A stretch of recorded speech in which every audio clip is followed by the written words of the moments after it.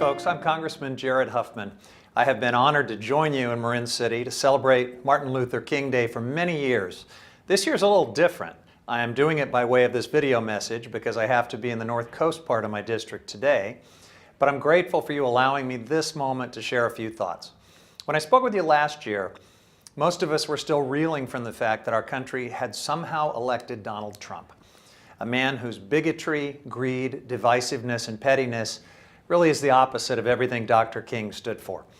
I didn't sugarcoat my remarks last year. I warned that the coming Trump administration would be about more than just bad behavior. It would be filled with people who want to bend what Dr. King called the arc of the moral universe backward on civil rights and voting rights, on diversity and tolerance, on marriage equality, health care, living wages, environmental protection, and much more. My message a year ago was that we didn't have the time or the luxury to despair. We had to treat this difficult moment in our country's history as a call to action, to peacefully but firmly stand up and speak up and maybe even act up. Because Dr. King was crystal clear in teaching us that when you see something wrong or unjust, you have a moral obligation to act. He said, quote, "Our lives begin to end the day we become silent about things that matter." He also said, "He who accepts evil without protesting against it is really cooperating with it."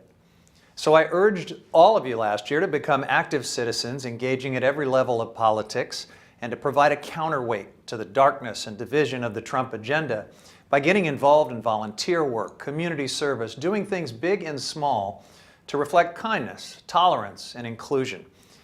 This year, my message is thank you, and please stay the course. The first year of the Trump presidency has been even worse than many of us feared, but there has been an overwhelming response from good people throughout this country, calling out evil, confronting it in peaceful protests, in airports, in the courts, in the media, and at the ballot box, even in places like Alabama. I've been inspired by the positive, principled engagement I've seen not only here in Marin City, but in every part of my district and around this country. And we have more work to do. We're going to continue to face major threats from this administration to our core values and to the character and very existence of our democracy. But if we stay engaged, united, and focused on what Dr. King embodied, values and goals that have come to be shared by a majority of Americans, then I believe 2018 will be a breakthrough year for putting our country back on the track of progress. Dr. King's dream has always been a struggle, from the abolition of slavery to the suffrage movement, from Selma to Stonewall. History tells us progress isn't constant. There are stops and wrong turns and setbacks. But we've always found ways to keep going, because as Dr. King said, right temporarily defeated is stronger than evil triumphant. So I want to thank all of you for continuing to be more civically engaged than ever, for continuing to show up, speak up, and do your part in this historic election year of 2018 to bend the arc of the moral universe back in the direction of justice. We want to just welcome you all. This is an awesome weekend. The 20th year that Marin City has been celebrating the Martin Luther King history, his legacy. We are just so proud that we can be part of this and that you could come and join us today.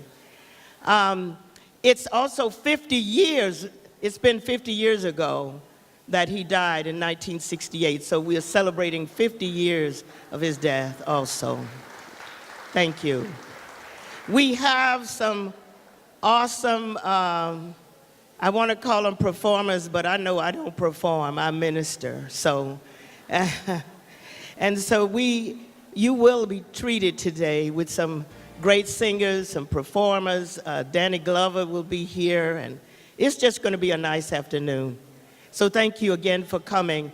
I'd like to introduce the first singer. He's a young man, and I have to read his bio here. He's from Mr. Beamer, Lawrence Beamer's from, he began his singing in the church. He moved from Vicksburg, Mississippi. Where is that? Vicksburg, okay, somebody said okay, it must be all right. And to California at a young age. And he belonged, his influence was the Southern singing. Back in the South, I know about that because I'm from there too. He did traditional gospel music and Negro spirituals. He can sing just about anything. And he later began to blend it with the more contemporary sounds. So he has made, his music has been compared to such singers as Stevie Wonder, Barry White, Paul Robeson, oh my goodness, Luther Vandross. Uh-oh. Look out, girls, look out. Okay, and I know I've heard him, he's good. He integrates his classical training work with all kinds of sounds. And he has a hit TV show. He was a top 5 on NBC's hit TV show, America's Got Talent. Ooh, that's big. So I'm going to just bring him on. I mean, his bio is long and he's done a lot of things. I'm going to bring him on now and let him speak for himself. Come on up, Lawrence.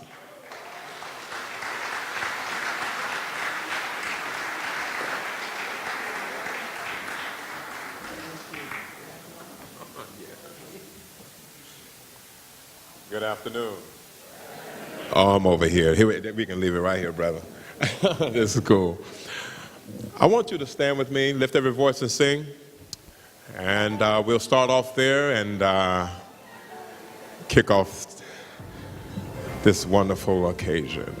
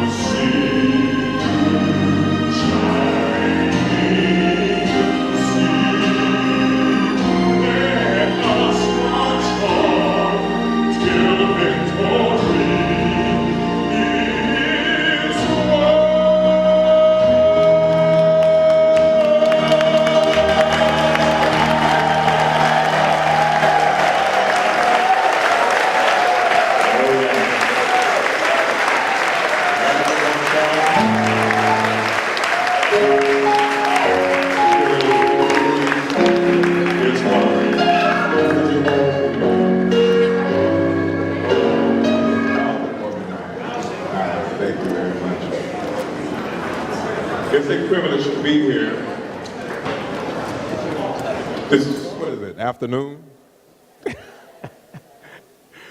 I want to say, like I said, it's a privilege to be here, and as the lady was reading, Florence, I am a native of Mississippi, Vicksburg, Mississippi, at that, where some places wars were fought, and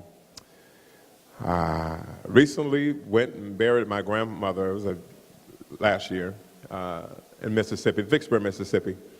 And I just want to say that the South, there's a lot still to have, this, a lot of things we need to overcome still. And being a native of Mississippi, was just looking at a video or something the other day, and things are pretty still kind of the same. It's still the same. And Felicia, the same. She's from Georgia, Mississippi. Miss Gasser. As a matter of fact, give her a hand clap. Where is she? I don't see her.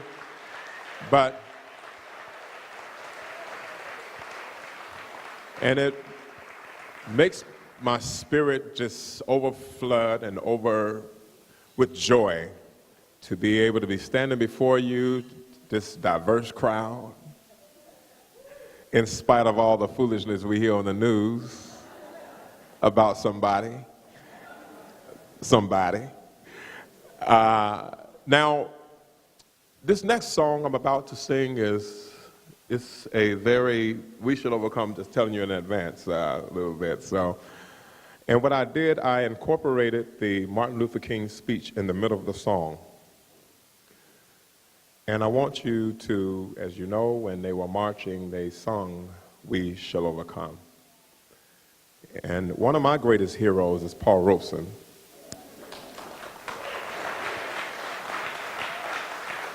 And I'm going to give you this little bit of education. Paul Robeson was born in 1898. So Martin Luther King, Paul Robeson was before Martin Luther King. So when Martin Luther King was born, Paul Robeson and Martin Luther King were both on their rising to be stars. Paul Robeson fought for simple human dignity. Martin Luther King fought for freedom. Now, they label Paul Robeson as a communist. They tried it with Martin Luther King, but then, he kept talking. Now, they couldn't put the both in the same room. Neither of you'll never see the two crossing bridges together. And if you had of, they would have labeled them both as a communist and would try to shut them both up, because you know what they did to Paul Robeson? Revoked his passport, Peekskill burnt his records up in the streets, and it's try to shut him up. And Paul Robeson was an attorney. He was the first NFL football player, if you didn't know. He was an actor, Showboat, the music, Showboat, Old Man River. He was a man of many languages, 26 different languages. The man was genius. Somebody said genius. I never heard it and put it in that front form, but he was a genius. But to make a long story short, the only words you hear, or the only quotes you hear that Paul Robeson and Martin Luther King together was Coretta Scott King said they buried him alive. That was Paul Robeson. But they had to separate themselves in order to fight for justice. So I'm going to sing this song for you, "We Shall Overcome." And still to this day, we're still striving to overcome. Let us march on to victory is won.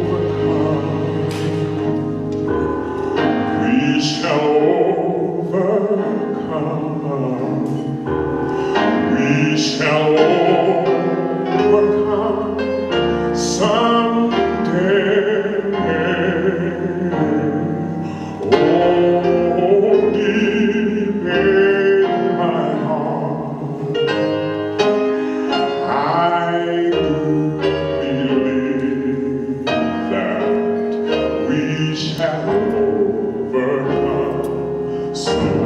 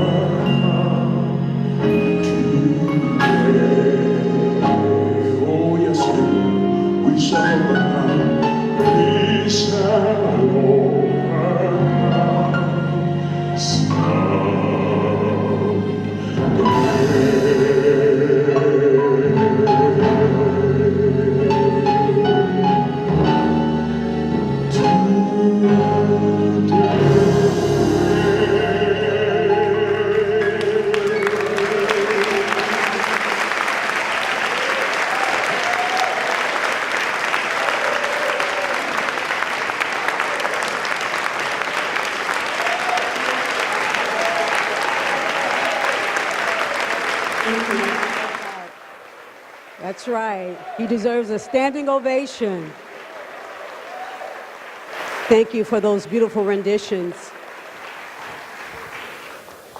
Today I have the pleasure of introducing to you Florence Williams, a resident of Marin City and community activist. Florence has been singing since she was 5 years old, and she's had the privilege of singing for the Nobel Peace Prize winner, Bishop Desmond Tutu, when he visited Marin. Florence is also a Marin County Women's Hall of Famer for the year of 2016. She is a member of the People's Inner City Church, where she serves as the president of the women's ministry. Please help me welcome Florence Williams.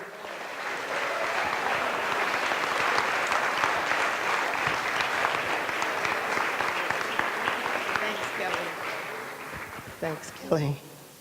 I don't know how I'm going to follow Lawrence, though. Oh, wow. Felicia, why did you put me after Lawrence? Wow. Well, anyways, we're going to do it. We're going to do it. And you can help me sing this first song. He's got the whole world in his hands, and he does. He's got the whole world in his hands. He's got the whole world in his hands. He's got the whole world in his hands. He's got the whole world in his hands. Everybody sing it. He's got the whole world in his hands. He's got the whole wide world in his hands. He's got the whole world in his hands. He's got the whole world in his hands. Guess what? He's got everybody here in his hands. He's got everybody here in his hands. He's got everybody here in his hands. He's got the whole world in his hands. He's got all of Marin County in his hands. You too, Oakland and Marin County. You too, Richmond. He's got all Marin County in his hands. He's got the whole world in his hands. He's got the itty bitty babies in his hands. He's got the itty bitty babies in his hands. He's got the itty bitty babies in his hands. He's got the whole world in his hands. Oh, he's got the sisters and the brothers in his hands. He's got the sisters and the brothers in his hands. He's got the sisters and the brothers in his hands. He's got the whole world in his hands. Everybody sing the whole world.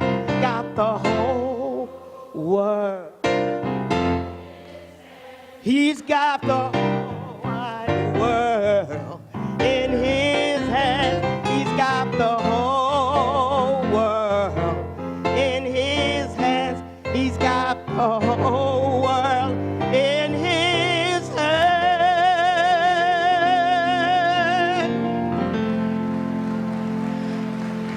I tried to hold it. I tried to hold that note as long as Lawrence, but I couldn't do it. Yes.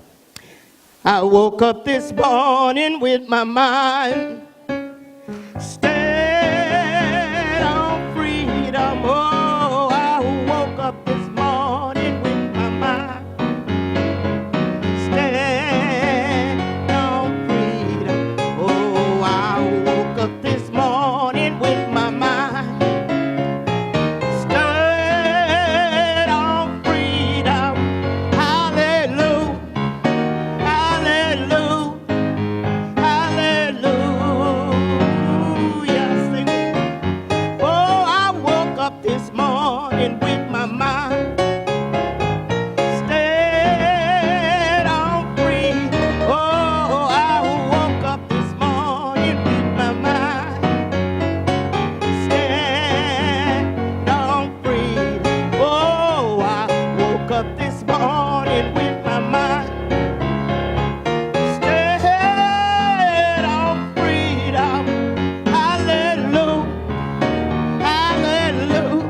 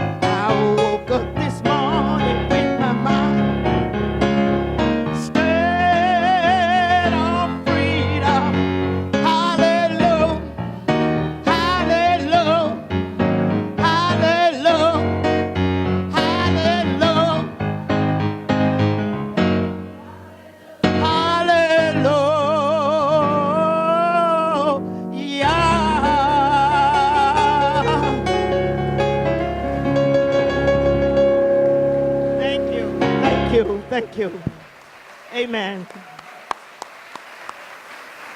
Amen. Now I have to introduce the next singer, and I'm so happy to do so.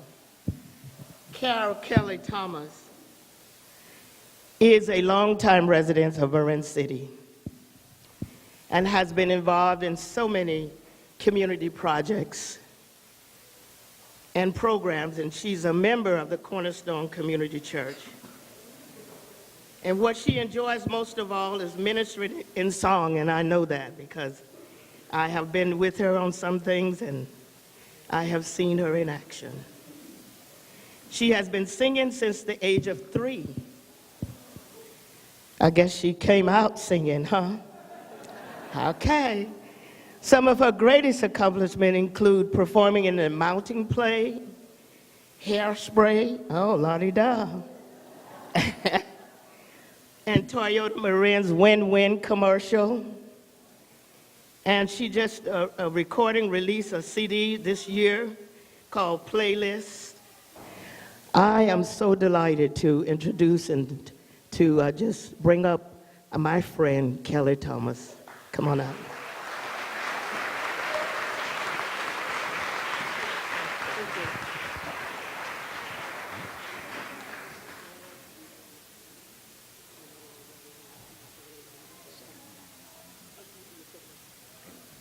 All right, glad to be here.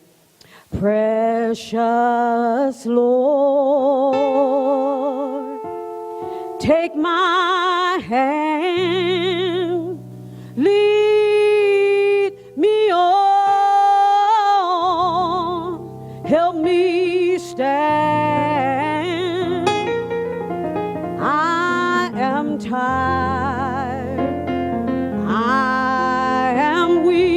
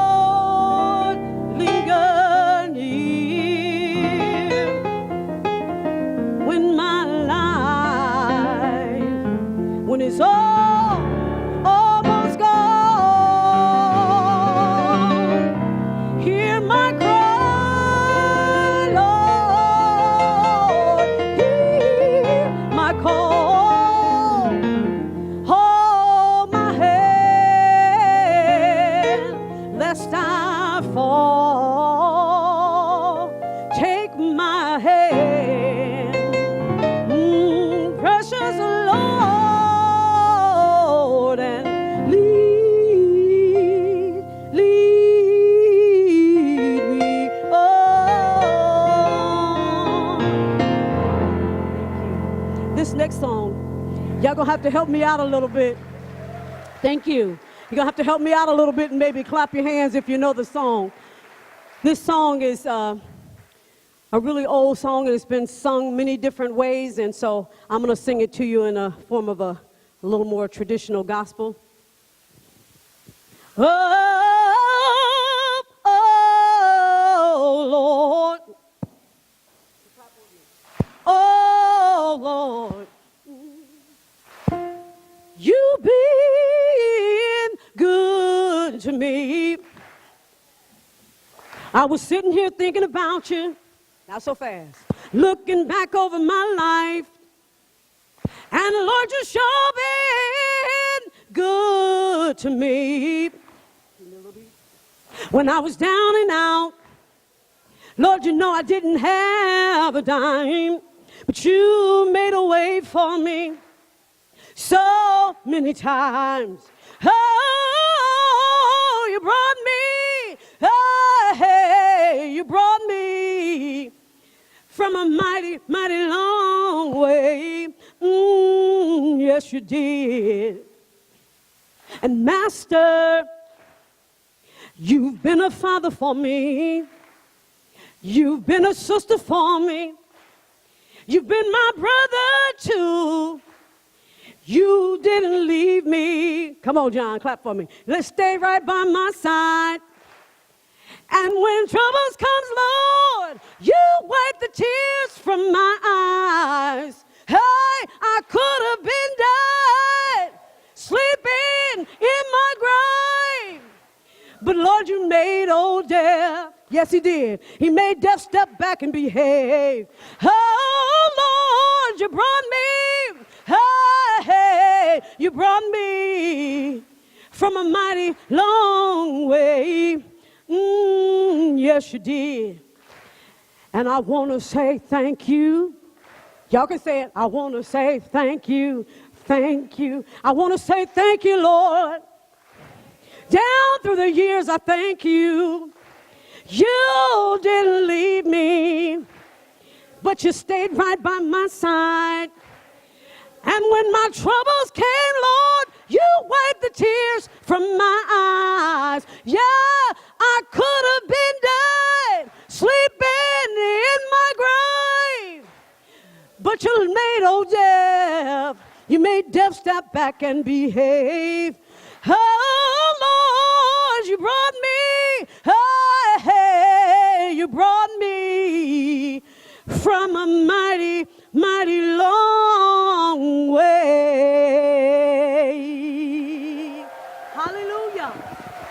Thank you, Jesus.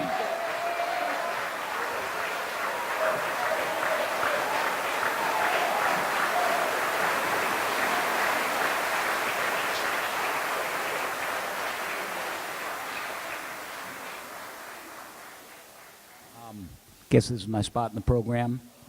I'm Reed Fromer, and hi. And I'm gonna try to make it through these songs here. Been a little under the weather, but I'll have my voice back by Friday night in Sausalito down at the Seahorse.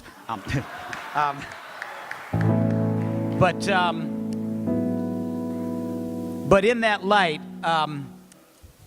it's a good thing, actually, that these songs, so many of the songs from connected with civil rights and connected with social change are songs that you don't need one person to sing, right? So many of them are designed. There's actually an industry term for them. I don't know who chose the term. They call them zipper songs, where instead of a verse and chorus format, you have just one refrain where you tweak the word a little bit from one to the next. This little light of mine, obvious example, we shall overcome. So that, number one, anybody can learn it by the end of the first verse, right? And join in. Okay, yes, that was foreshadowing. And number two, you can adapt it to whatever struggle you're involved with, right?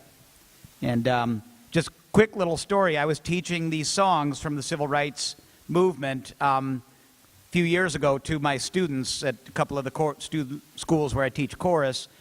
And I asked the question. I said, you notice that a lot of these songs, they don't have a verse and a chorus and a bridge. They just repeat the same form over and over again and just change like one little thing. So they're real simple and repetitive. Why do you think that is?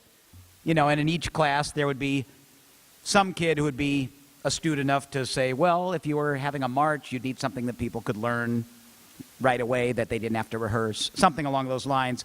But I asked this one first grade class, you know, why do you think these songs from the civil rights marches were so just repeated the same thing over and over again? And this one little blonde kid raised his hand and said, so the white people could understand them? You know? And more I thought about it, the more I realized he pretty much hit the nail on the head.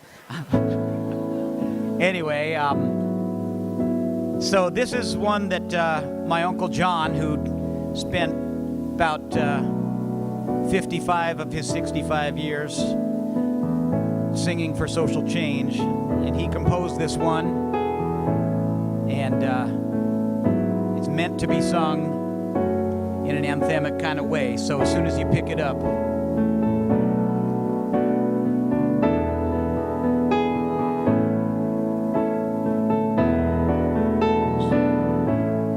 if you're looking for freedom, you won't find it alone.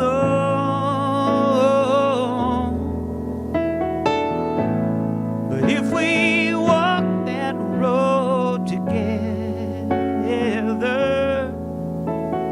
freedom's gonna light the way home. That's all it is. Try that part with me. If you're looking for freedom, you won't find it alone. You won't find it alone. But if we walk that road,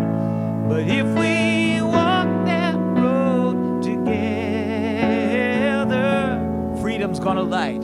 Freedom's gonna light the way home. All right, same thing, but if you're looking for justice, if you're looking for justice, now,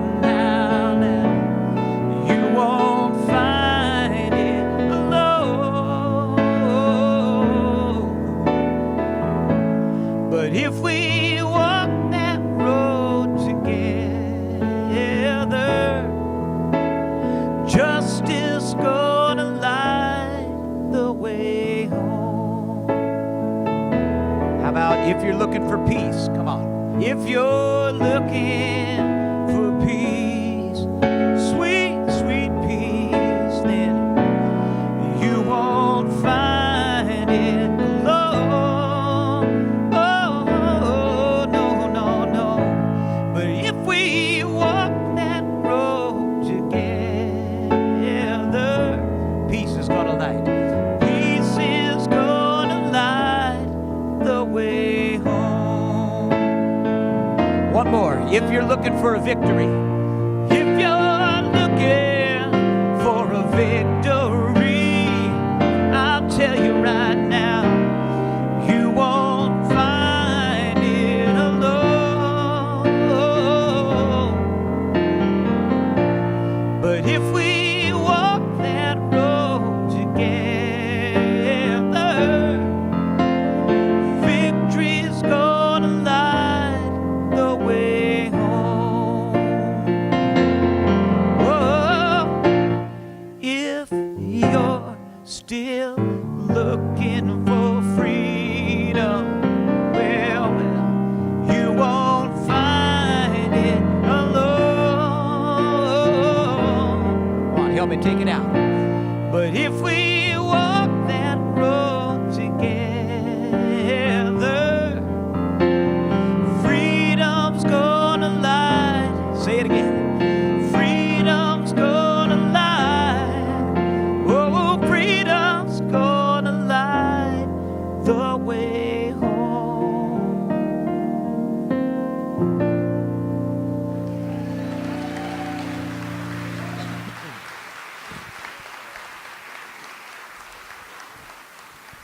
All right. Now the next one's a more familiar one, also in that same format.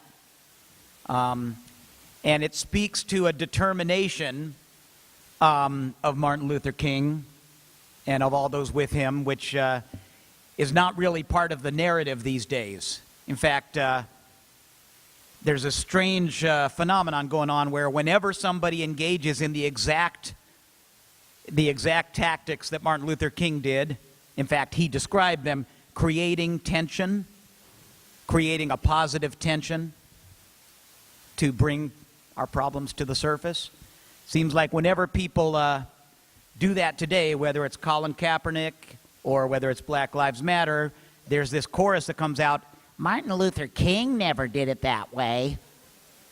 Somehow there's this new narrative where they paint him as somebody who, above all else, would have wanted to make sure that no white person ever felt uncomfortable or inconvenienced. And it's important that we continue educating to counter that narrative. I think the quote from Martin Luther King for this year is, "Frankly, gentlemen, I've never engaged in a direct action that was deemed well-timed." So whenever you hear somebody saying,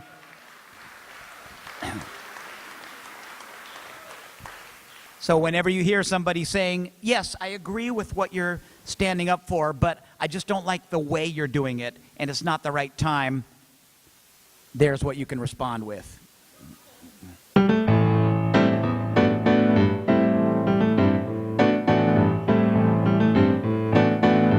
Here we go. Ain't gonna let nobody turn me around, turn me around, turn me around. Ain't gonna let nobody turn me around. Gonna keep on walking and keep on talking. Gonna build a brand new world. Ain't gonna let no hatred. Ain't gonna let no hatred turn me around. Said turn me around. Oh no. Ain't gonna let no hatred turn me around. Gonna keep on walking and keep on talking. Gonna build a brand new world. How about no racism? Ain't gonna let no racism turn me around. Said turn me around. Oh no, around. Ain't gonna let no racism turn me around. We're gonna keep on. We're gonna keep on. We're gonna build a brand new world. Whatever they throw at us, ain't gonna let no jailhouse turn me around. Turn me around. Turn me around. Ain't gonna let no jailhouse turn me around. Gonna keep on walking and keep on talking. Gonna build a brand new world. Take it home. Ain't gonna let nobody turn me around. Oh no. Say it one more time.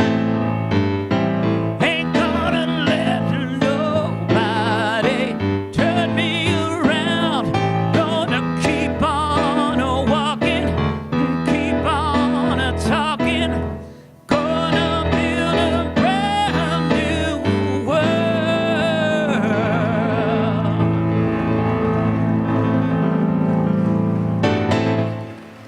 Thank you.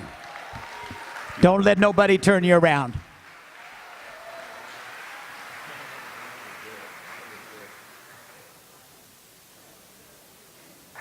Hey, give him another hand clap.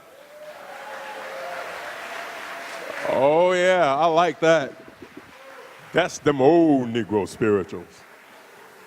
Well, that was old. I recorded my first record was I ain't gonna let nobody turn me around. That's how it is. My first record, serious, I was 18 years old. The sister, not Florence, Precious Lord, Take My Hand. Did you know that was Martin Luther King's favorite song? That was his favorite song. And he sung it at his funeral. Precious Lord, take my hand. Thank you so much. I'm going to hum a bit of this song, and you know what it is.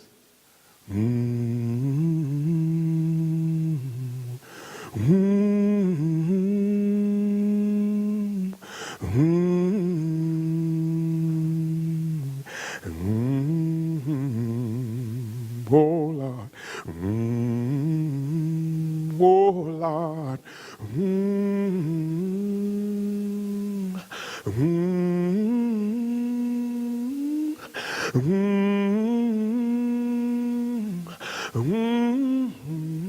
Oh, Lord.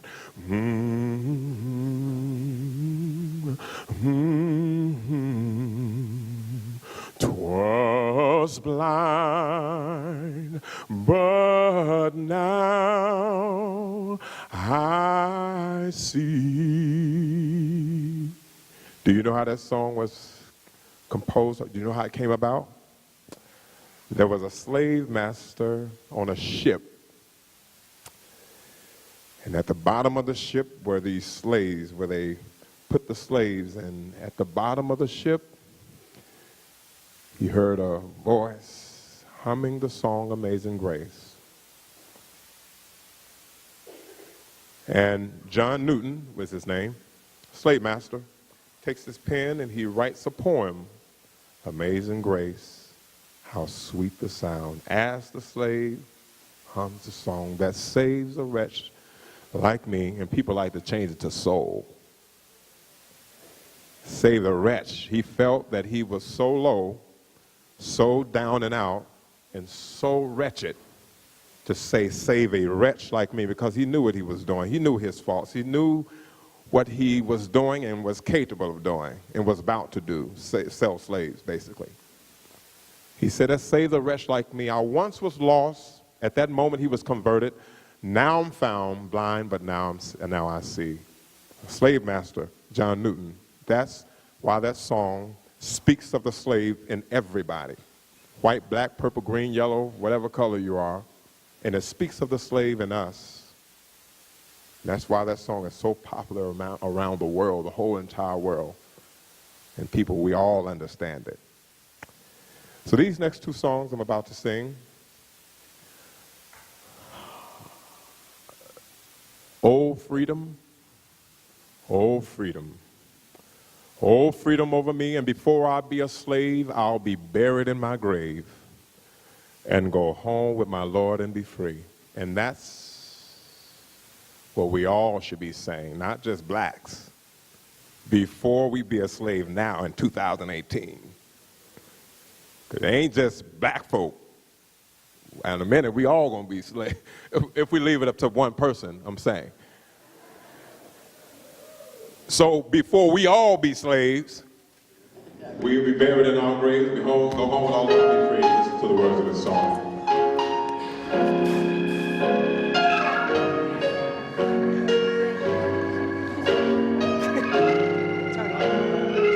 Sitting right here.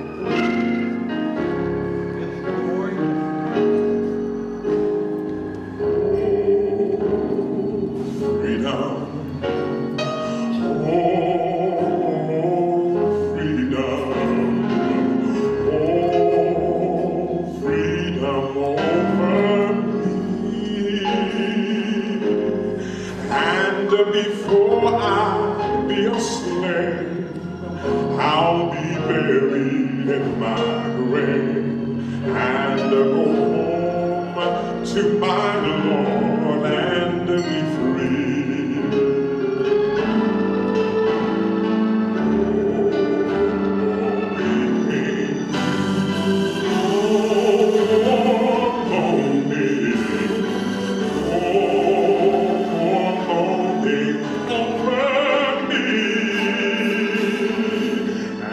Before I be a slave, I'll be buried in my grave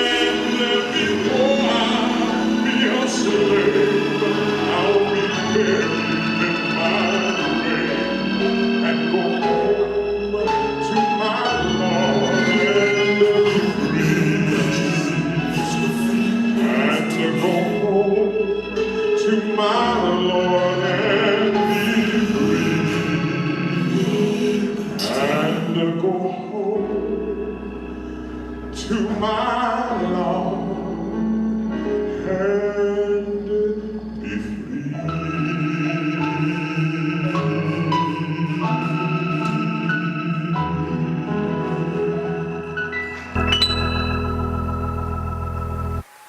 Oh yeah.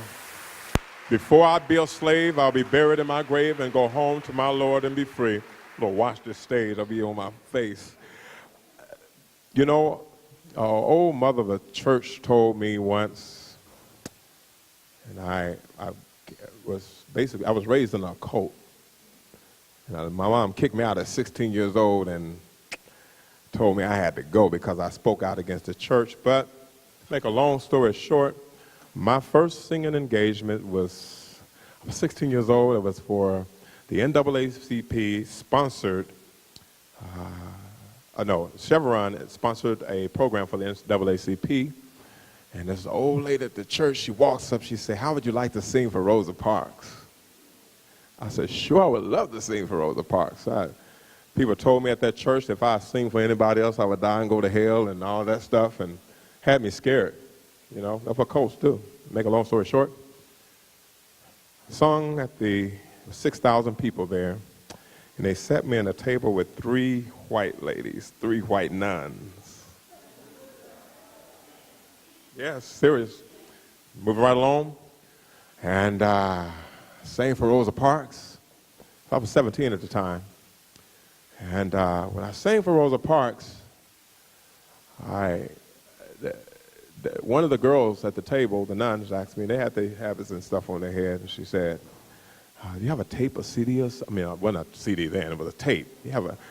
I said, "I can do something." So I went and sung at the little karaoke machines, there were 2 little decks on it, and you sing, and they're the echo effect. And I met that girl at the Richmond Mall. Didn't know who she was, because she didn't have that thing on her head. And for a minute, we were just kind of looking at one another. But she took that tape. I sung Amazing Grace a cappella. A year later, I got summons by John Paul, the Pope, third, summons. That woman I was staying with from that church was at the door. She was mean, too. And I have to say this real peacefully because she just died a few days ago. And she stood at the door and she said, "May I help you?" To Marines now. And they told her, and she gave her the petition, and she read it, and she gave it to me. And we shut the door and thought the men were going to leave. They stayed there. I had to go then. Yes. And God bless, from then on, my career just spiraled. And I thought they were going to kill me because I was Adventist, Seventh-day Adventist. Back in the day, they used to do things to people, these religions fighting one another. But I will say this to you. A lady told me once, if the mountains were smooth, there would be no mountains to climb. Get it? I came all the way from Mississippi at 13 years old. Talked about, all I used to do is complain. I don't complain that much. Complain about this and complain about that. If the mountains were smooth. In other words, it's okay to go through many dangers, toils, and snares. All right? This last song I'm about to sing for you, my greatest hero, Paul Robeson, again. And I put the 2 in the same era because they were during the same time. They just couldn't communicate with one another that well that we know of. They were in communication. But Old Man River, you and me, we sweat and strain, body all aching and racked with pain, tote that barge and lift that bell. Then Paul Robeson, it depends on where he would go around the world, he would say you get a little drunk, playing around, just doing what you got to do. Or you show a little grit. In other words, have a voice, speaking up for yourself. And you lands in jail. He says, but I get weary, sick of trying, tired of living, and scared of dying. But Old Man River, keeps rolling along.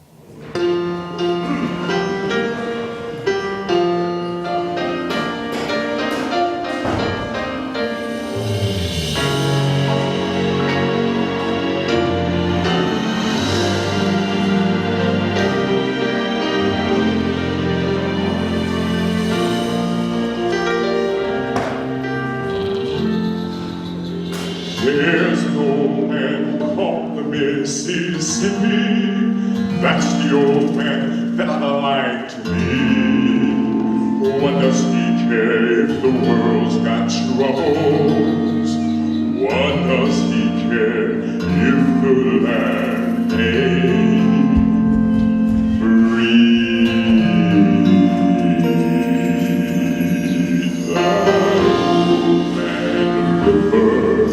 That old man river, he must know something, but don't say nothing.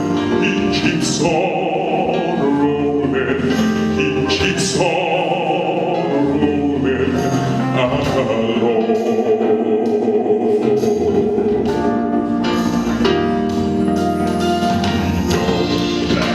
Taters, we don't like cotton, but them that left them is soon forgotten.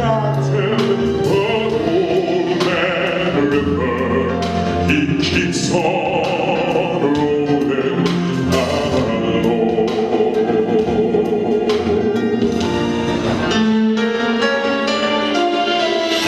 When we sweat and strain, body all naked and wrapped with pain. Oh, that thought, live that pain. You feel them drunk and you learn in jail.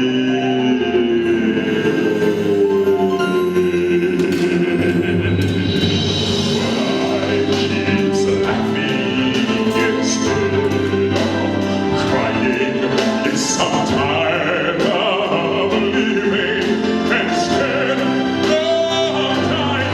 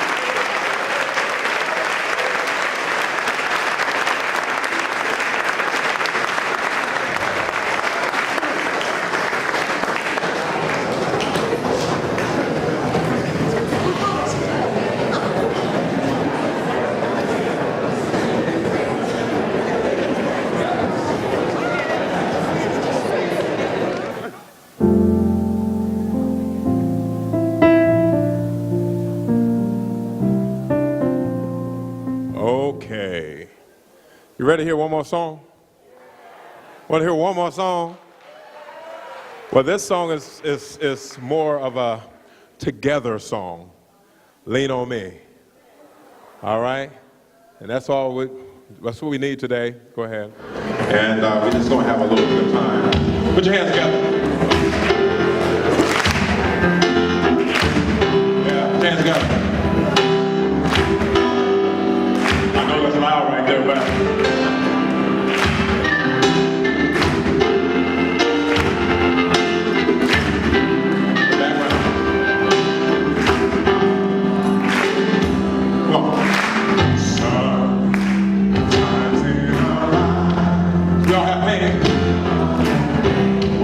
sorrow.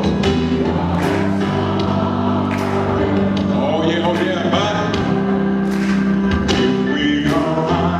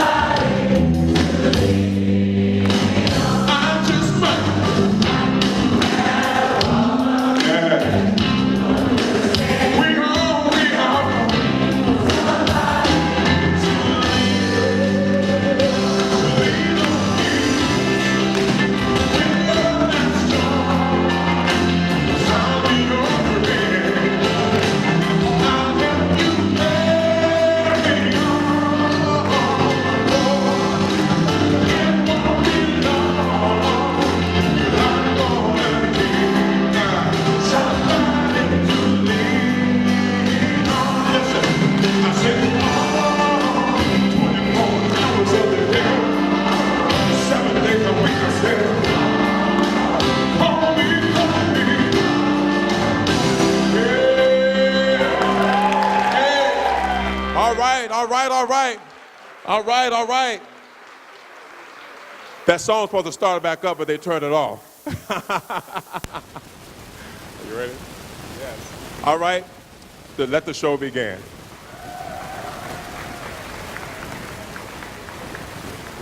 Good afternoon, everyone. My name is Monique Brown, and I'm the General Manager for the Marin City Community Services District. Thank you all so much for coming. I would like to take a moment and introduce our public elected officials for our board. If you could please stand. Our chairperson, Ms. Nancy Johnson.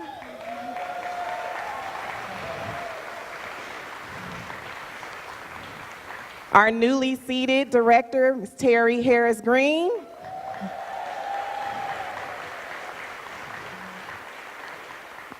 Our newly seated director, Mr. Damian Morgan.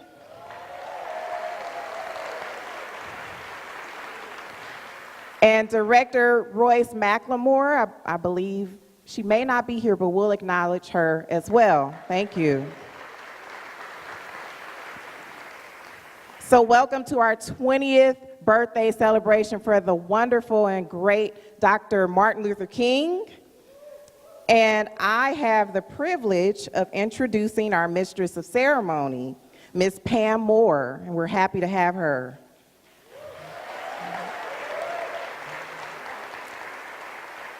Pam Moore anchors KRON 4 evening newscasts from 6 p.m. to 8 p.m. and 10 p.m.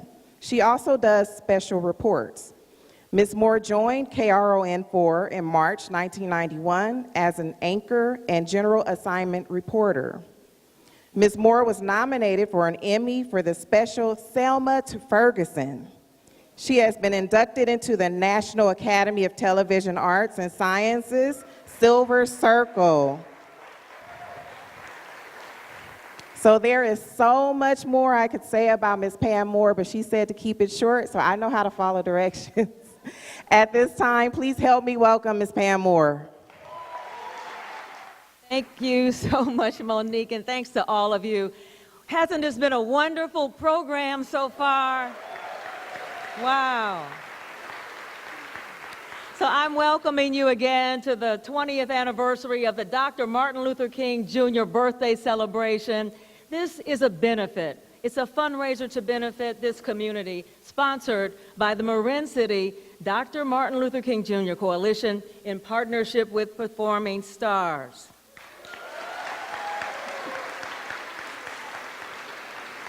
As you all know, Reverend King was the chief spokesperson for the nonviolent movement in the civil rights era. He successfully protested against racial discrimination in federal and state laws. His birthday marks an American federal holiday, observed the third Monday of January each year, tomorrow.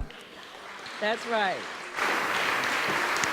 Officially observed for the first time in the year 2000. If he were alive today, he'd be 89. And how we wonder what Dr. King would think about America today. He and the hundreds of others in the civil rights movement laid a remarkable foundation for all of us of love, of courage, of righteousness and selflessness. And today at this event and tomorrow on his birthday, we recognize and celebrate that gift to our nation and to our world. There, of course, are new challenges facing us today, and in this program, we acknowledge our power to do the right thing, to face those challenges, as is demonstrated through the living spirit of Dr. King and the great writer-poet Langston Hughes. The Marin City Dr. King Coalition is a cross-section of organizations which advocate in the areas of health and education and housing and arts and culture and other issues which are pressing for Marin City. And we want you to know about the people who made today's event happen, because you know it takes a lot of cogs to pull together something like this. So when I call the name of your organization, we'd like your representatives for the MLK Coalition to stand. And here we go. Marin City Community Services District, Marin City Community Development Corporation, Marin City Health and Wellness Center, Marin City Network, Cornerstone Community Church, First Missionary Baptist Church, People's Inner Cities Fellowship, Women Helping All People, the Hannah Project, the Isoji Multidisciplinary Team, Community Action Marin, Manzanita Child Development Center and Marin Horizon School, Bridge the Gap College Prep, Conservation Corps North Bay, Marin Housing Authority, the SF Marin Food Bank, and St. Andrew Presbyterian Church. Thank you.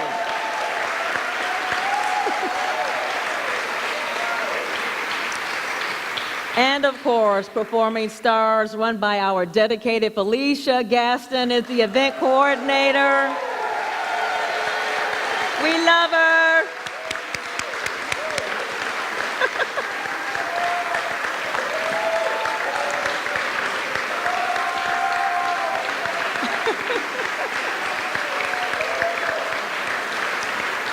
Most of you know this, but Performing Stars, for those who do not, is a nonprofit organization which provides enrichment programs for low-income children countywide, in addition to sponsoring community-wide events which promote pride and culture and civic education.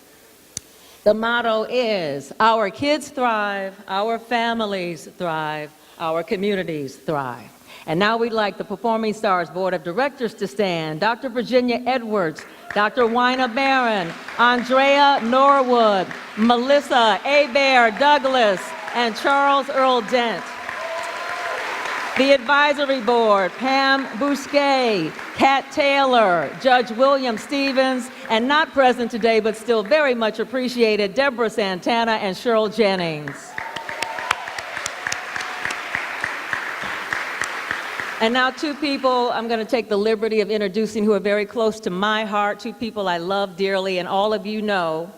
Belva Davis and her husband, Bill Moore. Belva, one of the legendary journalists in the country. Belva. And Bill, her husband, Bill.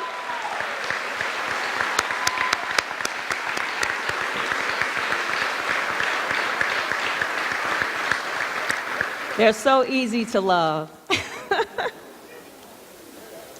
We want to draw your attention for a quick moment to the portrait of Dr. King on your program. Just in case you don't know, and you know, you should, but if you don't, we want to make sure you know a little bit about the woman, the amazing woman who created this portrait, Joan Baez, a Bay Area resident whom we love. In her history-making career as an international performer and activist, Joan Baez has been on the front line of just about every nonviolent social justice, human rights movement that we can think of. She shows up. She lends her talent, her presence, her spirit to what is right. She walked arm in arm with Dr. King on civil rights marches in Mississippi. She got thrown in jail for protesting the war in Vietnam. This portrait was actually part of the first formal exhibition of her art. The coalition offers a warm thank you to Joan Baez and the Seeger Gray Gallery for permission to use this portrait.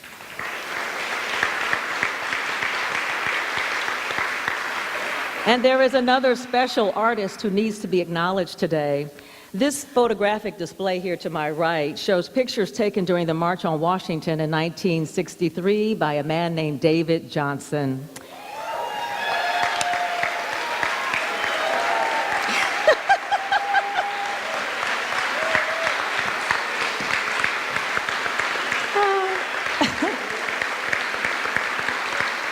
Mr. Johnson, I'm glad you didn't wait for me to ask you to stand. You just stood right up. That's right.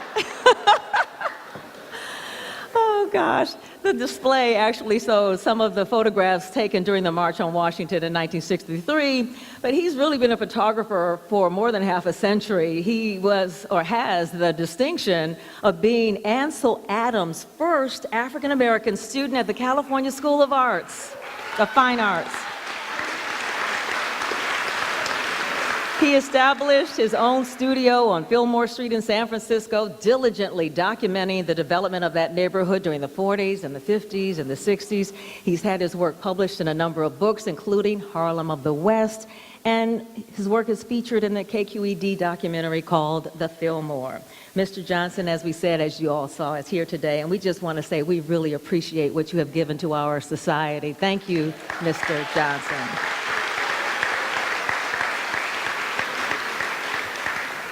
And now, to the performance. An Afternoon with Langston and Martin. This performance draws audiences inside the worlds of two of the greatest minds of the 20th century, Dr. Martin Luther King Jr. and Langston Hughes. Renowned Bay Area actor and activist Danny Glover plays African-American poet and writer Langston Hughes, and noted thespian Felix Justice is the amazing Bay Area actor who portrays civil rights leader Dr. King. Danny and Felix actually go way back together. They became friends after first meeting years ago as struggling Bay Area actors. Glover and Justice have honed a stellar performance that you will enjoy today. It stems from a long history of friendship and mutual respect.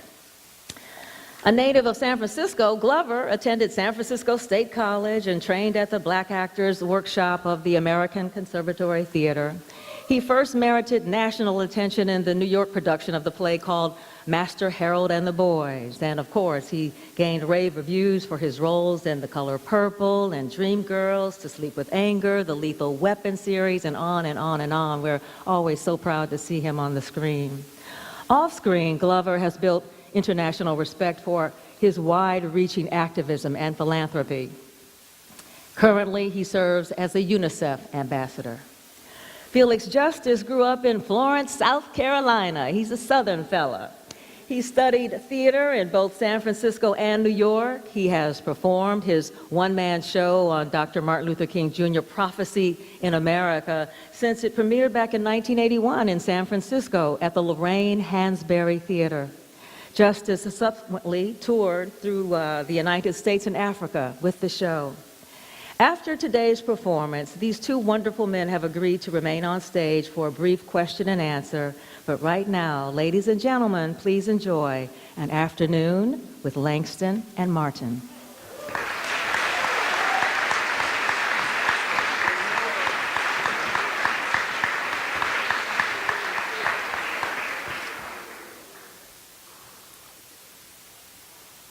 You know, I was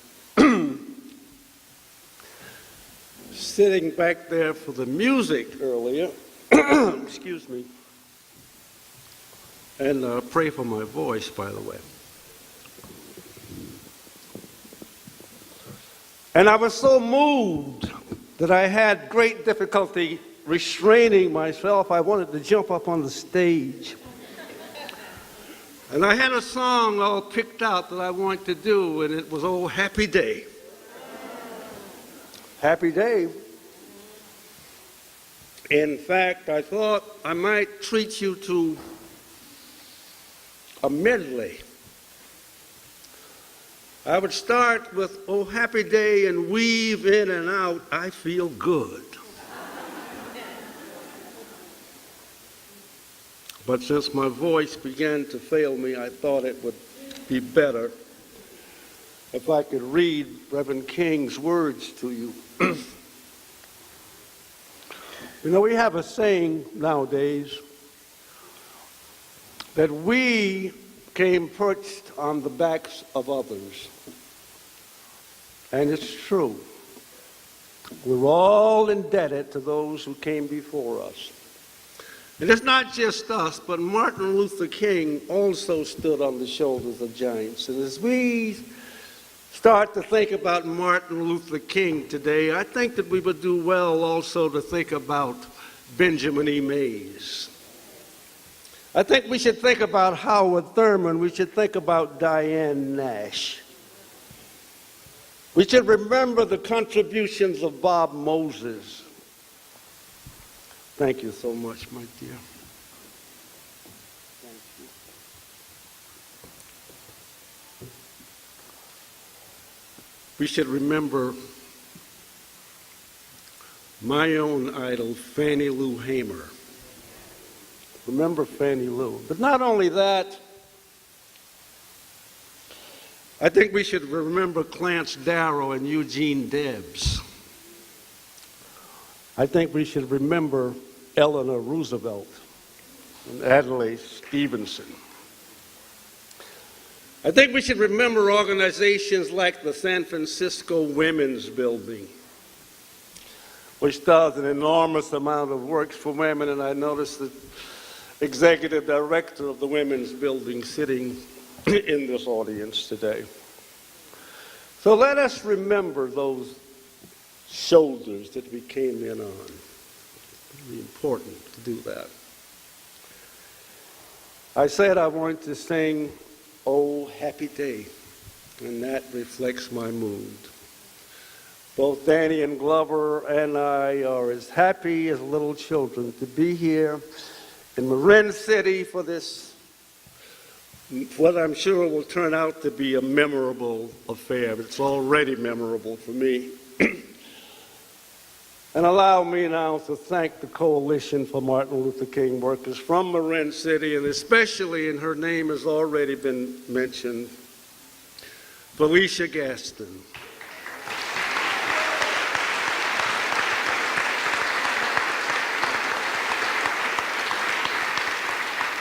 Felicia will never forgive me for saying this, but I've been knowing her for 40 years. And I know for a fact that she's been going around purporting to be 44 herself. She was 6 when I met her.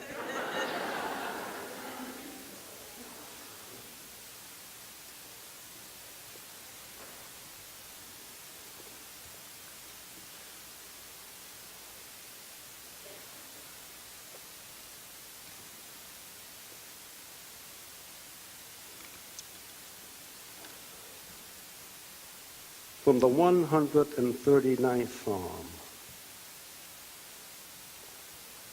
Search me, O God, and know my heart. Try me and know my thoughts. And see if there is any wicked way in me.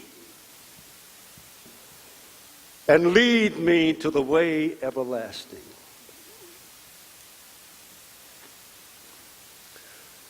And then this from the prophet Amos, the Lord God admonishing his errant children. I hate, this is the Lord speaking, I hate, I despise your great beasts, and I will take no notice of your sanctimonious assemblies. And though you offer me burnt offering and meat offering, I will not accept them. Neither will I regard the peace offering of your fatted beasts. Take away from me the noise of your songs, for I will not hear the melody of your harps. But let justice roll down as waters, and righteousness like a mighty stream. Let justice roll down as waters, and righteousness like a mighty stream.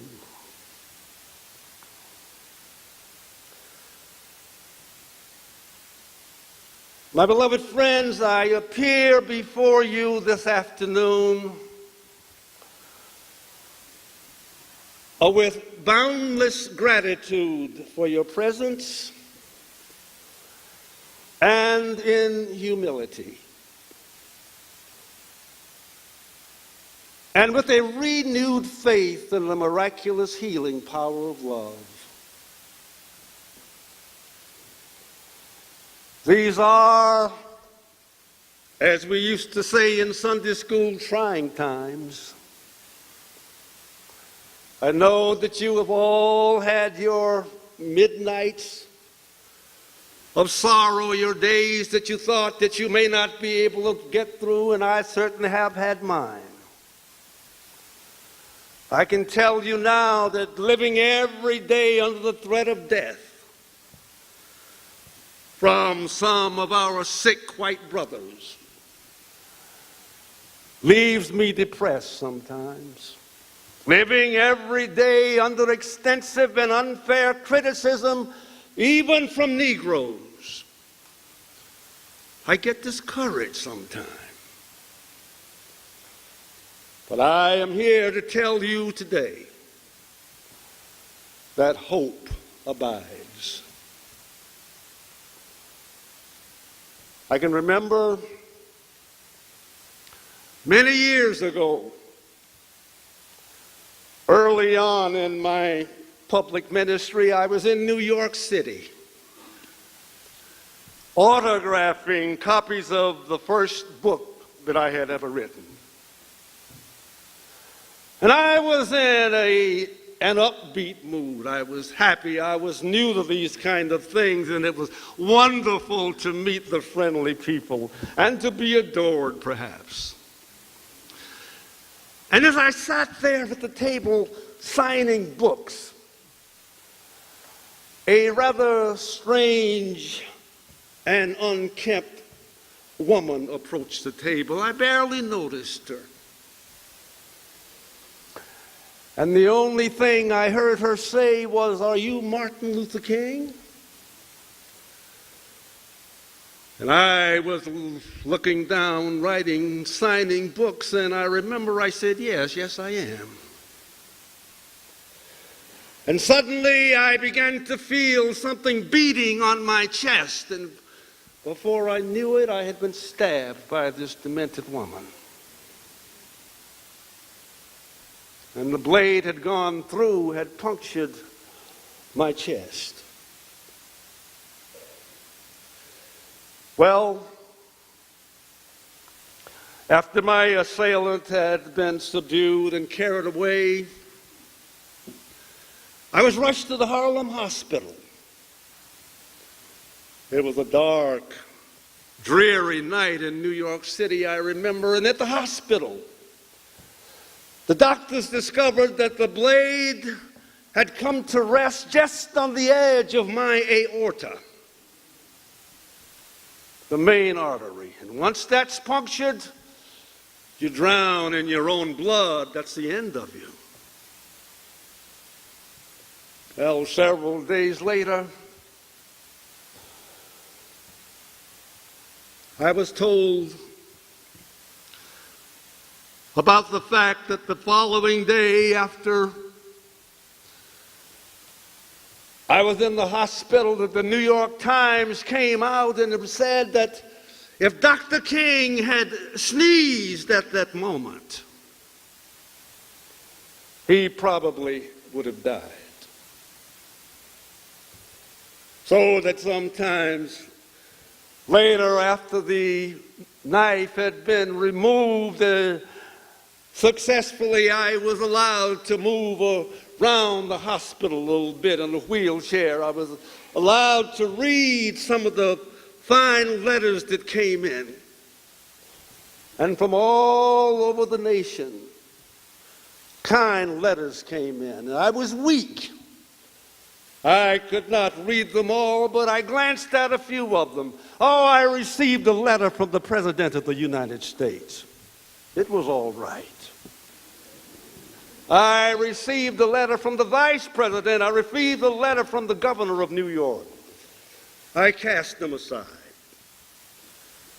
But there was one letter, and I never will forget it. I will never forget it. It was from a young girl, a child, a freshman at the White Plains High School. And I looked at that letter, and I will never forget it. It said simply, "Dear Dr. King, I am a freshman at the White Plains High School. I am 14 years old." And she said, "Well, it really shouldn't matter. I'd like to mention that I'm a white girl." She said, "I have read in the press reports about your misfortune and your suffering. And I have read where it said that if you had sneezed, you would have died. Oh, Reverend King, I'm simply writing this letter to you today to tell you that I am so happy that you didn't sneeze. And I am here to tell you today That young girl reinvigorated my life. He transported me from the dark valley of despair up to the mountains of encouragement and hope. And do you know why? Because at 14 years of age, she already knew what many of us who have reached middle age in this audience tonight have yet to learn, and that is that we are all connected. We are all carved out of one garment of destiny. Whatever affects one directly affects all indirectly. I can never be what I ought to be until you are what you ought to be. We are made to live together because of this codependence of each other, because of this shaping of reality. John Donne knew it. You remember those noble words, no man is an island, entire of itself. Every man is a piece of the continent, a part of the main. And then, any man's death diminishes me because I am involved in mankind. So never send to know for whom the bell tolls. It tolls for thee. It tolls for thee. Now, I want to talk to you for a few minutes now about unjust wars and needless suffering. Because I am convinced that of all the ills besetting our nation today, and there are serious ones, including endemic racism, including our shameful neglect of the poor and the aged, including worker abuse, such as that so nakedly apparent in Memphis today, that none is as malignant or so threatening to the national soul as the war in Vietnam. And I would talk to you for just a moment or two about that war and about the evil it portends. I will speak about the task before us as citizens of conscience in opposing that war. Our response, what should it be? Because in a democracy such as ours, indeed, for persons of conscience living under any political system, there comes a time when silence is betrayal. There comes a time when silence is betrayal. The truth of these words is beyond question. But the mission to which they call us is a most difficult one. For the human spirit moves with great resistance against all of the apathy of conformist thought within one's own bosom and in the surrounding world. And when issues are as complex as they are in this dreadful conflict, we're often on the verge of being mesmerized by uncertainty. But it is time now to toss aside apathy and to speak and to act with purpose, with resolve. Several years ago, when I began to break the betrayals of my own silences and to speak from the burnings of my heart, when I began to call for radical departures from the destruction of Vietnam, many persons, some well-intentioned, many of you, my friends, questioned the wisdom of my path. Why are you talking about the war, Reverend King? What? Peace in Southeast Asia, freedom for Negroes in the United States, they don't mix. Why don't you leave the war and foreign affairs to the experts in that field? Leave it to the diplomats and the politicians and the generals. Let them take care of that, and you take care of liberating Negroes in the United States. And when I hear them, When I hear them, even though I am often sympathetic to the source of their concerns, I am nevertheless deeply saddened. Saddened. For such questions indicate to me that the inquirers have never really known me, my nature, or my calling. Indeed, I would say that in many instances it seems that they do not really understand the world in which we live. But it would seem odd indeed that I should have spoken out so insistently against the uses of violence as a solution to our problems here in the United States, only to turn around and endorse the use of violence in Vietnam. It would seem strange and hypocritical to me that I should preach against racial segregation here at home, only to end up by segregating my own conscience by remaining silent on a war effort that I regard as wasteful, illegal, and immoral. A war effort that seems to me to graphically illustrate the monumental arrogance of Western man, whose greed and preoccupation with strategic advantage impel him to visit horrendous death and destruction among poor and deprived people. And so I found that I had to speak out against this war. I did not choose, I did not select, I had to speak. Conscience left me with no choice. And I speak because I agree with that note of Dante where he says that the hottest places in hell are reserved for those who in a moral crisis maintain their neutrality. So I had to speak.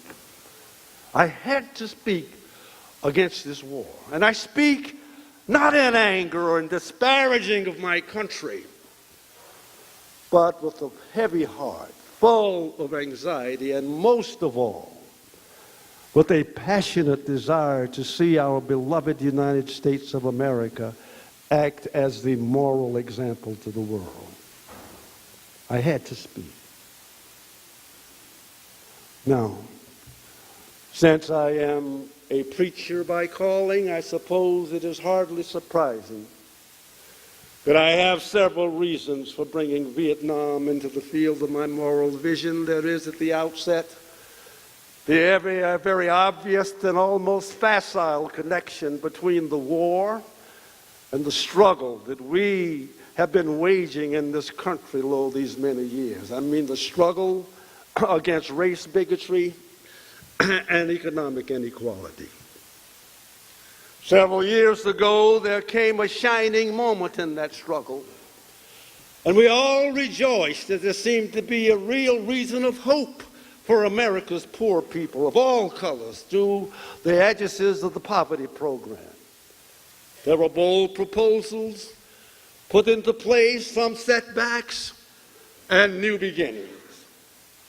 And then came the war in Vietnam, and I recoiled in horror as that poverty program was broken and eviscerated as if it was some idle political plaything of a society gone mad on war. And I knew that America would never invest sufficient resources and allocations to the rehabilitation of its poor people here at home, so long as adventures like Vietnam continued to draw men and skills and money like some demoniacal destructive suction tube. According to one report that I've seen, our government spends $35,000 for every enemy killed in that war. $35,000 to kill a man. And it staggers the imagination to contemplate what lives we could transform here at home if such a sum were earmarked for life instead of death. And so I had to speak out against this war. I had to speak out against this war when I saw the disproportionate amount of the burden being borne for this war by our poor and by our people of color. Our government is sending their husbands and their fathers and their sons to fight and die in extraordinarily high proportions compared to the rest of the population at large, so that by last year, 1967, in proportion to their numbers in the general population, there were twice as many Negroes in combat in Vietnam, and proportionately twice as many were being killed in action. We are taking the black young men who have been scarred and crippled by American society, sending them 8,000 miles away to secure liberties in Southeast Asia, which they themselves are not accorded in Southeast Georgia or in East Oakland. So we have had the sad and ironic displeasure of watching on television screens as white and black boys fight and die together for a nation that has been unable to seat them together. In schoolrooms, we watch them in horror burning down the huts of a poor Vietnamese village, but we realize they would never live in the same block in Detroit. I could not be silent in the face of such cruel manipulation of the poor, and so I had to speak out. I had to speak. I had to speak because walking among the young black men who were rioting last year and year before last, in Newark, in Washington, D.C., in Chicago, talking to these young people, urging them not to use Molotov cocktails, not to use knife and guns in pursuit of their objections, pleading with them to come to the nobler ground of nonviolent resistance. But I would sometimes get puzzled and often contemptuous looks. Oh, Reverend King, we should be nonviolent. We are the ones who should be forgiving. What about the war in Vietnam, they asked me. Is not the United States government using massive amounts of violence in order to secure its objectives? And I had no answer. And I knew that I could never again raise my voice against the relatively harmless, frustrated young black people in the ghetto without speaking first to the source of the greatest purveyor of violence in the world, my own government. And I intend to keep talking about this war as long as I have breath to do so, and I'm asking you to stand with me against this and other evil wars that come in our lifetime. I am aware now that weariness sets in. You are weary, I am weary, and we sometimes begin to ask ourselves, how much longer must we fight?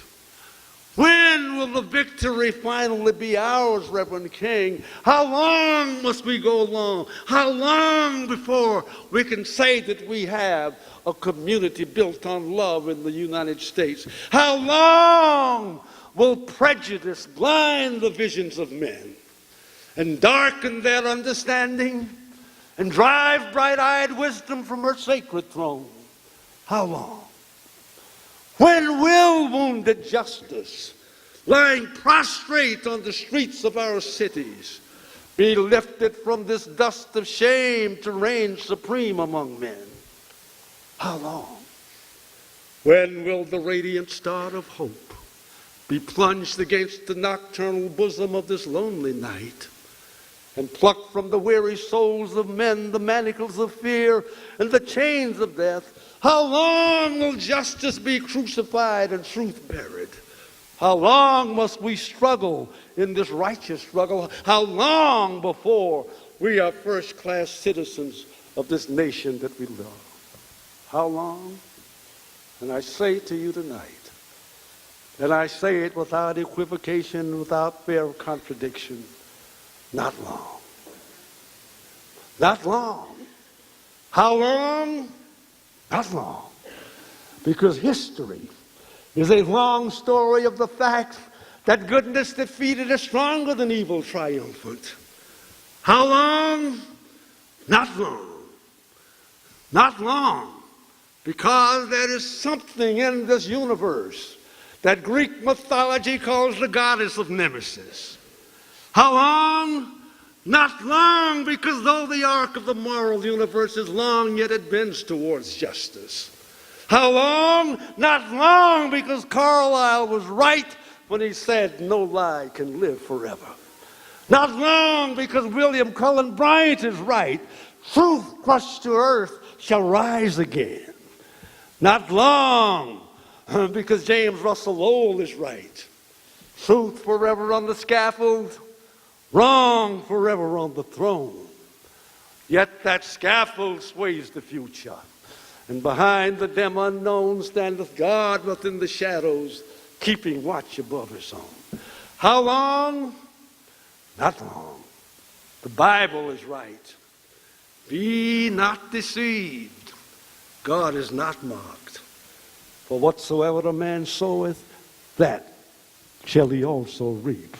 That is why I leave you tonight in this, my midnight hour, not despairing, being afraid of no man in the world despite the threats that are against me. I still maintain that we shall overcome, and I'm singing glory. Glory, glory, hallelujah. Glory, hallelujah. Mine eyes have seen the glory of the coming of the Lord. He is trampling out the vintage where the grapes of wrath have stored. He has loosed the faithful lightning of his ever-swift sword. His truth is marching on. He has sounded forth the trumpet that shall never call retreat. He is sifting out the hearts of men before his judgment seat.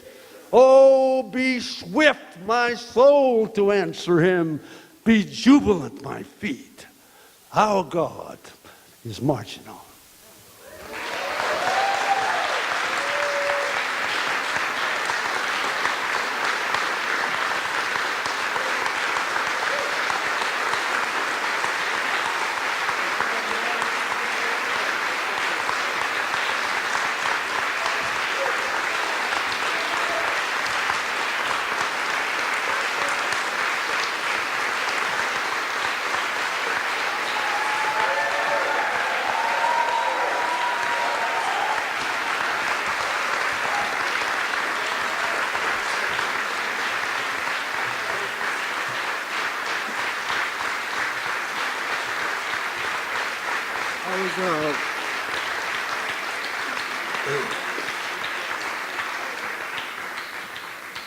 I was having this conversation with my old buddy, and when I say old, I do mean old. with my old buddy Danny Glover, and he said, Felix, you know, in the last year of Martin's, are these microphones okay? He said, in the last years of Martin Luther King's life, he warned us against 3 evils in the United States, persisting alongside one another. As a matter of fact, they may be opposite sides of the same coin. The first evil was racism. The second evil was militarism. And the third evil was materialism, consumerism. Now, it is odd to think that the very 3 evils that Dr. King warned us against are the very ones that are being celebrated by the administration in power today. So be vigilant. Be vigilant. I notice a lot of people, not quite my age here, but I wish we had more people between the ages of 16 and 20 in our audience today. I think we have to make civic involvement attractive and sexy to our young people. I think our youth should take a look at that election that happened in Alabama 3 weeks ago and see what 96% of black people were able to turn. Well, I've talked much too much. I asked my friend over here if he would pray for me because my voice was going. And now that it has gone, I thank him for his prayer. And it's wonderful and makes me extraordinarily happy to bring up my old running partner, Danny Glover.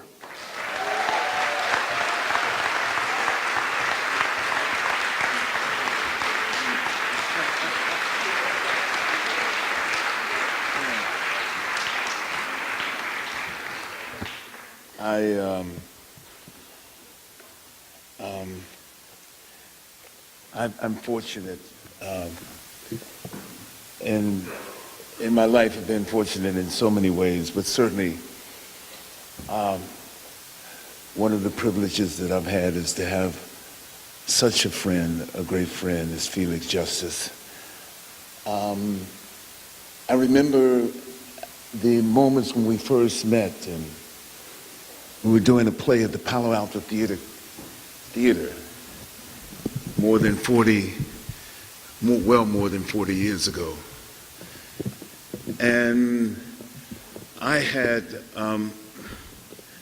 just come back to acting. I was working for the Model Cities program in San Francisco, the Office of Community Development, as a program manager and evaluation specialist. And it was the most incredible time going from San Francisco every day with Felix Justice, because he's absolutely one of the most imaginative and certainly one of the smartest people that I know. And when he talked about acting, he contextualized it in such a way that it became visceral. It became something that you could digest very easily.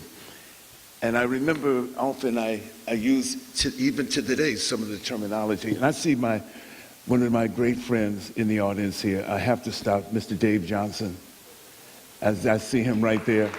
Mr. Dave Johnson. Mr. Dave Johnson, when I was very, very young, was the president of the local National Alliance of Postal Employees. He worked very closely with my mother and father, and he was the president at the time. And I had to stop and mention him because I've been thinking about him so much. His 90th birthday was last year. His 91st birthday will be this July. And I know he didn't want to say that.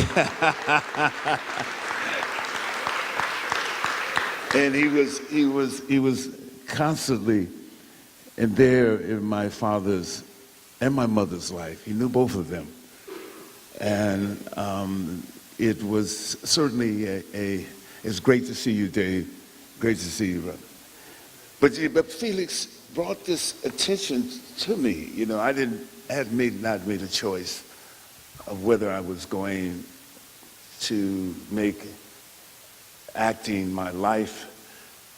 But when Felix talked about it with such reverence and he elevated the whole idea of what acting was, not simply just going on stage. He used terminology.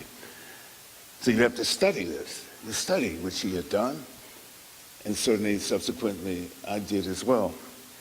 But when we decided to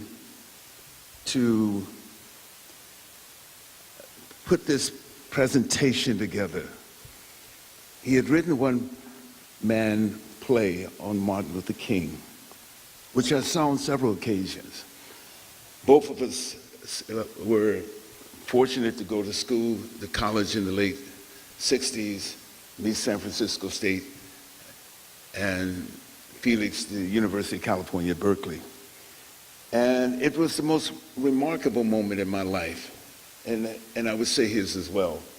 They say, how do we get on campuses? How do we talk to students? How do we use a platform, a way in which we could initiate a dialogue, a discourse?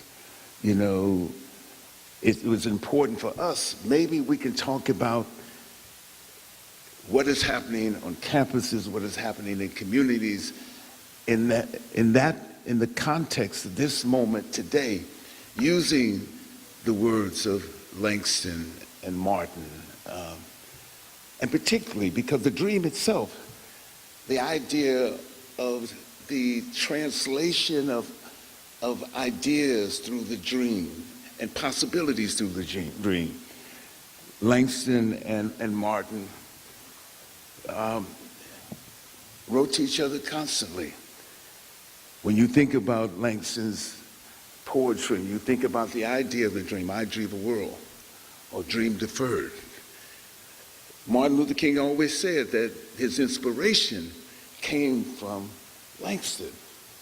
In sense that Langston's language, poetry, in no sense exemplified the historic journey, translation of we as people of African descent.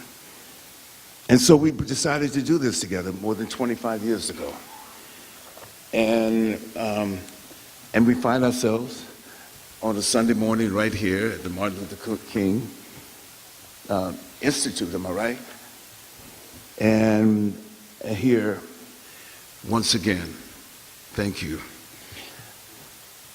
Drowned in a drowsy, syncopated tune, rocking back and forth to a mellow croon, I heard a Negro play down on Lenox Avenue the other night by the pale, dull parlor of an old gas light. He did a lazy sway. He did a lazy sway to the tune of those weary blues. With his ebony hands on each ivory key, he made that poor piano moan with melody. Oh, blues! Swaying to and fro on his rickety stool, he played that sad, raggedy tune like a musical fool. Sweet blues, coming from a black man's soul. Oh, blues! In a deep song voice with a melancholy tone, I heard that Negro sing that old piano moan. Ain't got nobody in all this world, ain't got nobody but myself. I'm gonna sit with my frowning and put my troubles on the shelf. Doom, doom, doom. With his foot on the floor, he played a few chords and he sang some more. I got the weary blues and I can't be satisfied.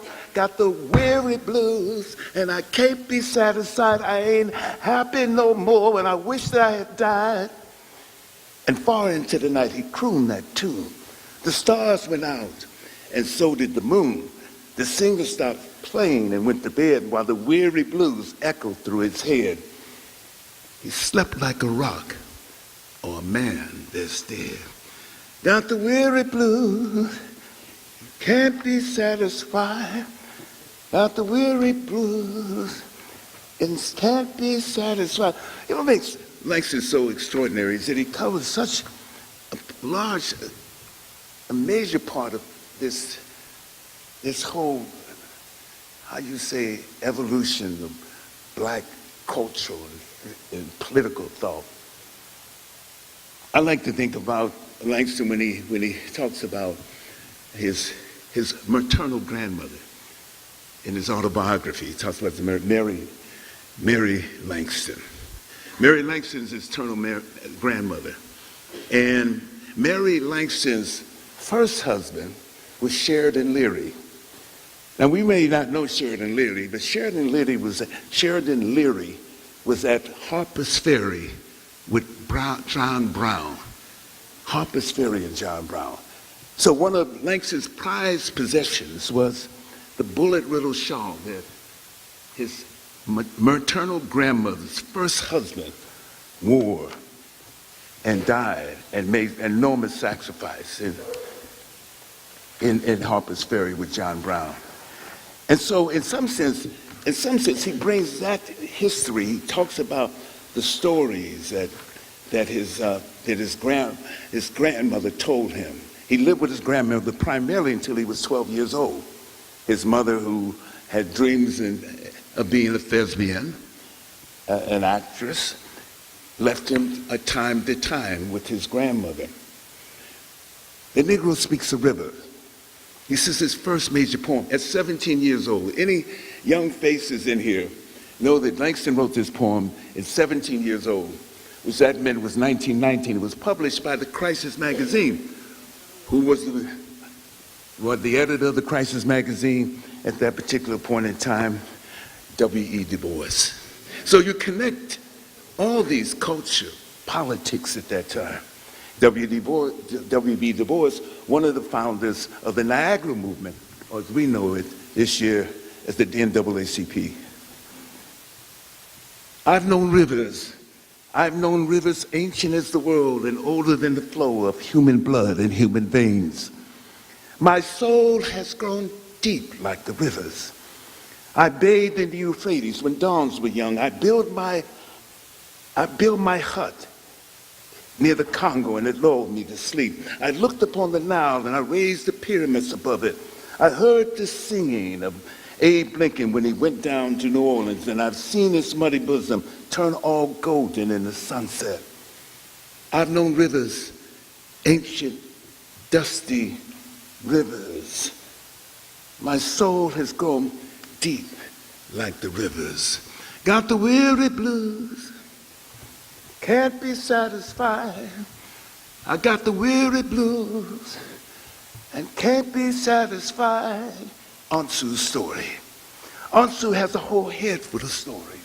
Ansu has a whole heart full of stories.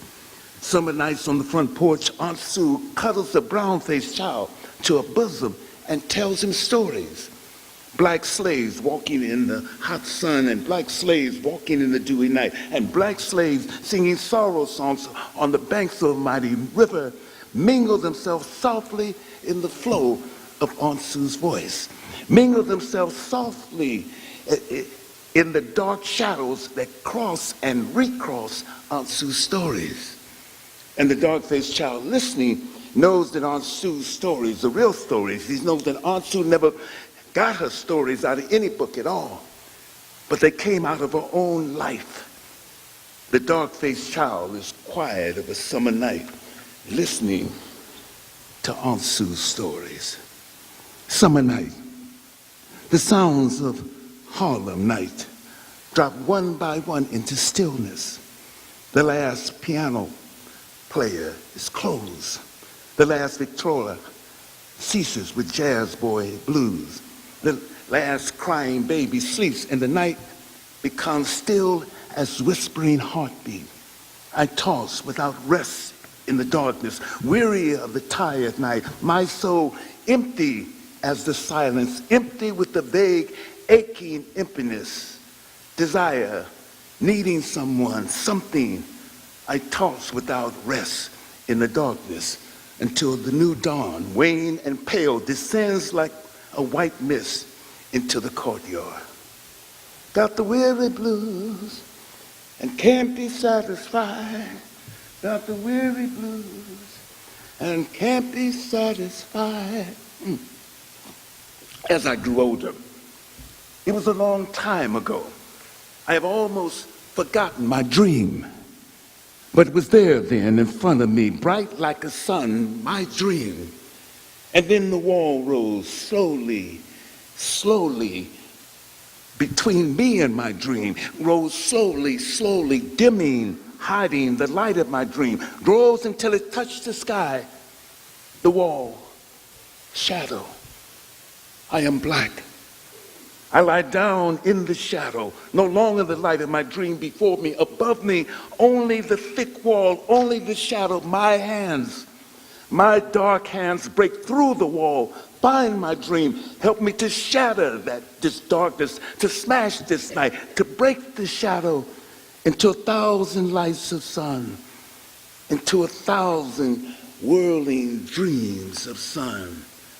Got the weary blues, can't be satisfied. Weary blues and can't be satisfied. This next poem was written in 1952, and what's so particular about Langston is that he's almost like he's the canary in the mine shaft, like artists are. What the Robeson said was artists are the truth seekers. So he writes this hope for Harlem. And imagine what was happening in 1952 in the country. But with post-World War II, people had money, things were changing. And Harlem all of a sudden is alive in a different way. There's a new skyline in Harlem. It's tall and proud and fine. At night, its walls are gleaming where 1,000 windows shine. There's a new skyline in Harlem that belongs to you and me as the dark, old, ugly houses tumble into memory. Memory of those dingy stairs, memory of my helpless prayers, memory of the landlord's stares when I asked him for a few repairs. Now there's a new skyline in Harlem and it's rising tall and free, and if it keeps on rising, it'll be a brand new me. Don't you know it makes a difference when you can have a clean new house? I used to hear all those rats gnawing. Now I don't even hear a mouse. I used to climb those old steps up dark, old, creepy stairs, and sometimes I said a cuss word before I said my prayers. But there's a new skyline in Harlem, and I'm thankful when I pray that the yard is bigger than a park and the kids have a chance to play. That the walls are painted pretty and the bathroom has a shower for folks who never thought they'd live in a house that's got a tower, a stone to throw, or a stone to build with. A brick for a brick rat or a brick for a wall. Stones are better for building and bricks are better for a wall. That's why I'm mighty happy when I see those old walls fall, when I see dead trees uprooted and new trees grow tall. And I'm mighty glad I'm lucky my name stayed on the list so I can get a new apartment where I live, not just exist. But I can't forget my brothers nor my sisters down the street in those broken down old houses where both ends never meet. Houses where the steps are creaking and the rats gnaw at the door floors and a dozen names are sticky in the doorbells at the doors. Where clean clothes hang like banners from dingy wall to walls, clothes that are really banners waving for us all. Waving to the glory of those who climb the stairs to wash the clothes of trying in the soap suds of their prayers. But the old skyline is saggy.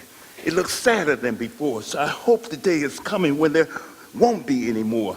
Houses where the steps are creaking and rats gnaw at the floors and a dozen names are sticking at each doorbell at the door. But there's a new skyline in Harlem. It's rising here and there. We're waiting for that skyline to start rising everywhere. A new skyline in Harlem. The answer to a prayer.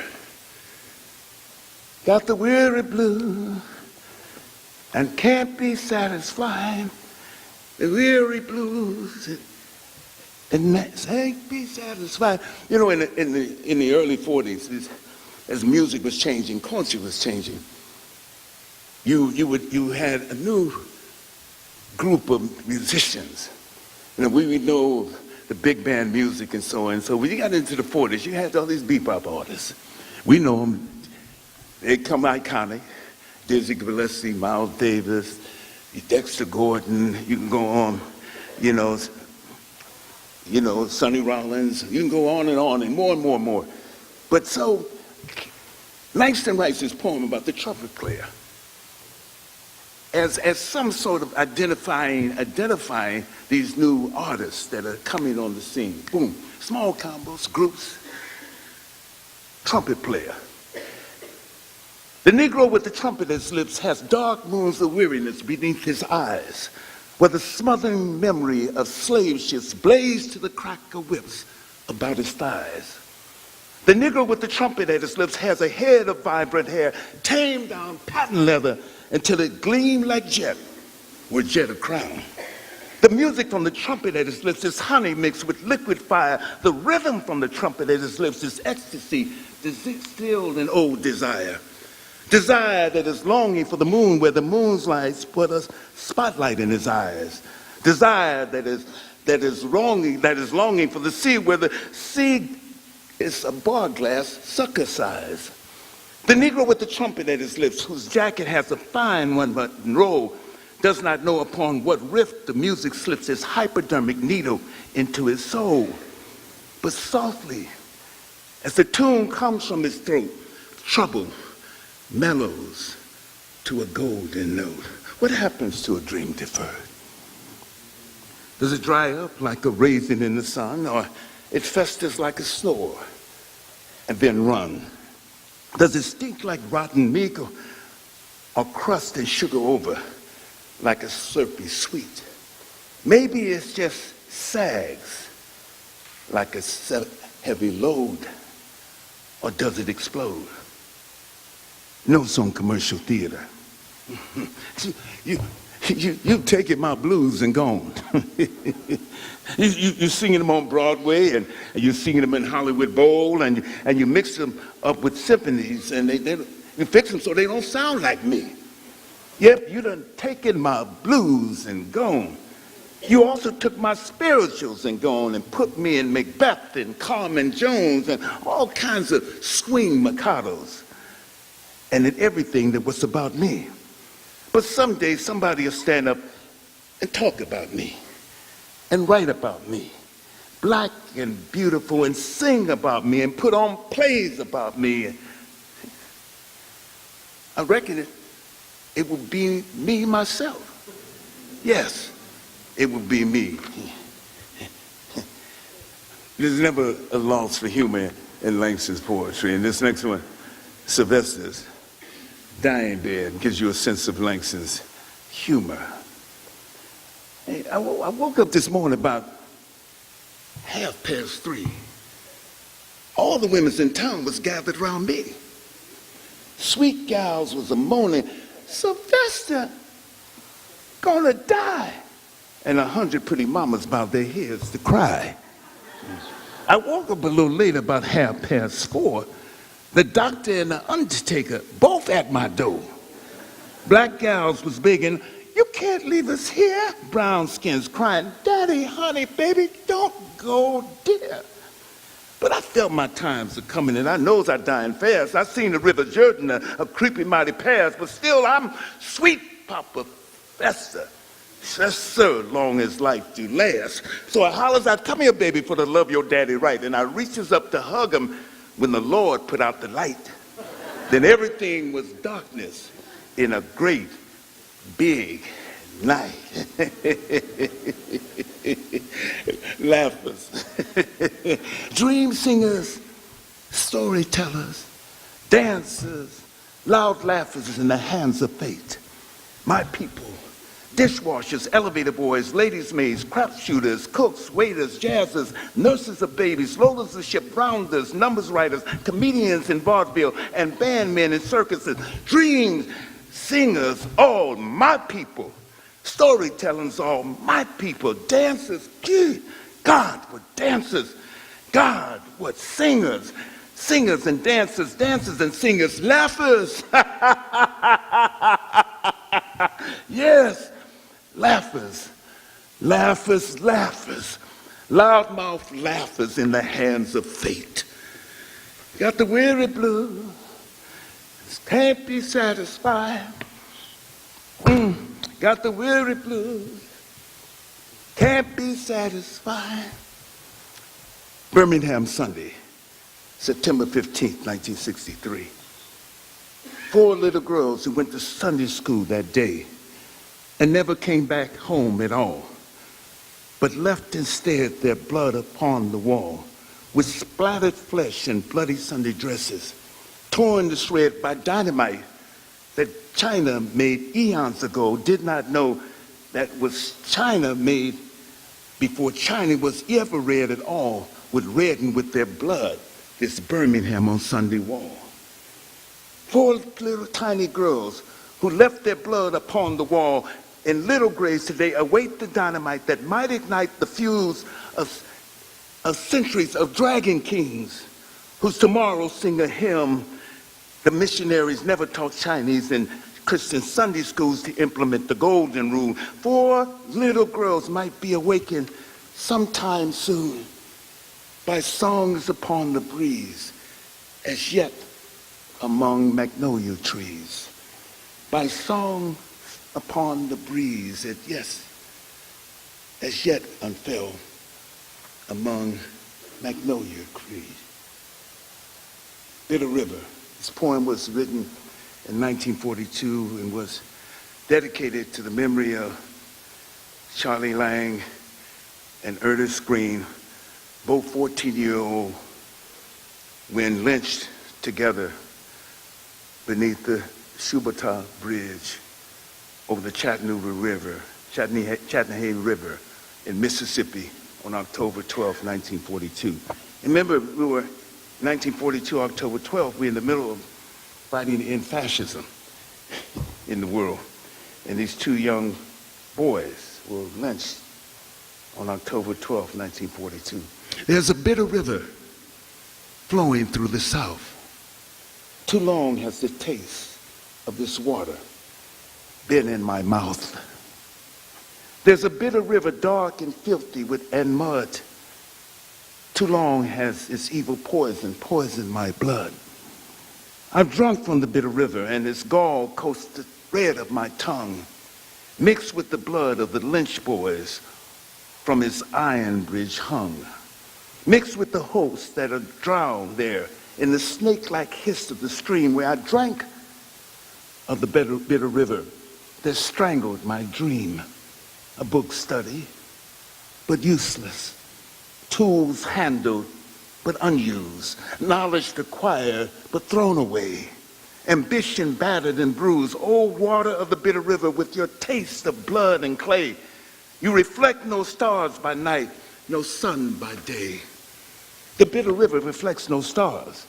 It gives back only the glint of steel bars and dark, bitter faces behind steel bars. The Scottsboro boys behind steel bars. Lewis Jones behind steel bars. The voteless sharecropper behind steel bars. The labor leader behind steel bars. The soldier thrown from a Jim Crow bus behind steel bars. The 15-cent mugger behind steel bars. The girl who sells her body behind steel bars. And my grandfather's back with this ladder of scars. Long ago, the whip and the steel bars, the bitter river reflects no stars. Wait, be patient, you say. Your folks will have a better day. But the swirl of the bitter river takes your words away. Work, education, patience will bring a better day. The swirl of the bitter river carries your patience away. Disruptor, agitator, troublemaker, you say. The swirl of the bitter river sweeps your lies away. I did not ask for this river, nor the taste of its bitter brew. I was given this water as a gift from you. Yours has been the power to force my back to the wall, to make me drink of the bitter cup mixed with blood and gall. You have lynched my comrades with an iron bridge crossed the stream, underpaid me for my labor, and spit in the face of my dream. You forced me to the bitter river with the hiss of a snake-like song. Now your words no longer have meaning. I have drunk at the river too long. Dreamer of dreams to be broken, build of hopes to be smashed, loser from the empty pockets of my meager cash, bitter bearer of burdens and singer of weary songs. I drunk at the bitter river with its filth and its mud too long.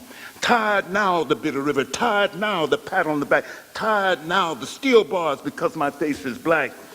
I'm tired of segregation, tired of filth and mud. I'm drunk of the bitter river, and it's turned to steel in my blood.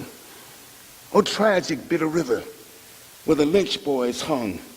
The gall of your bitter water coats my tongue. The blood of your bitter water for me gives back no stars. I'm tired of the bitter river, tired of the bars.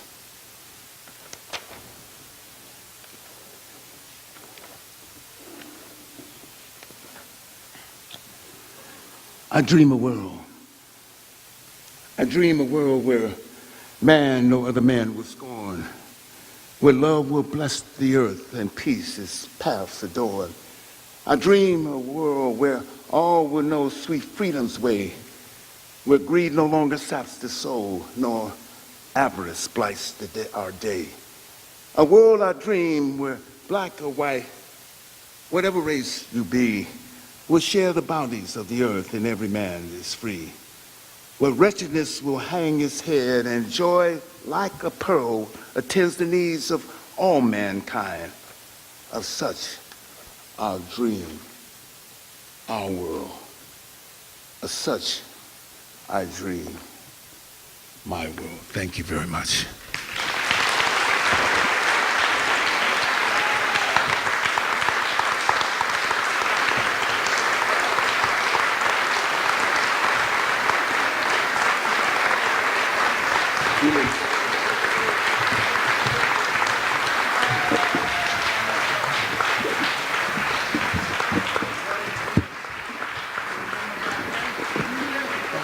Ladies and gentlemen, Felix Justice and Danny Glover.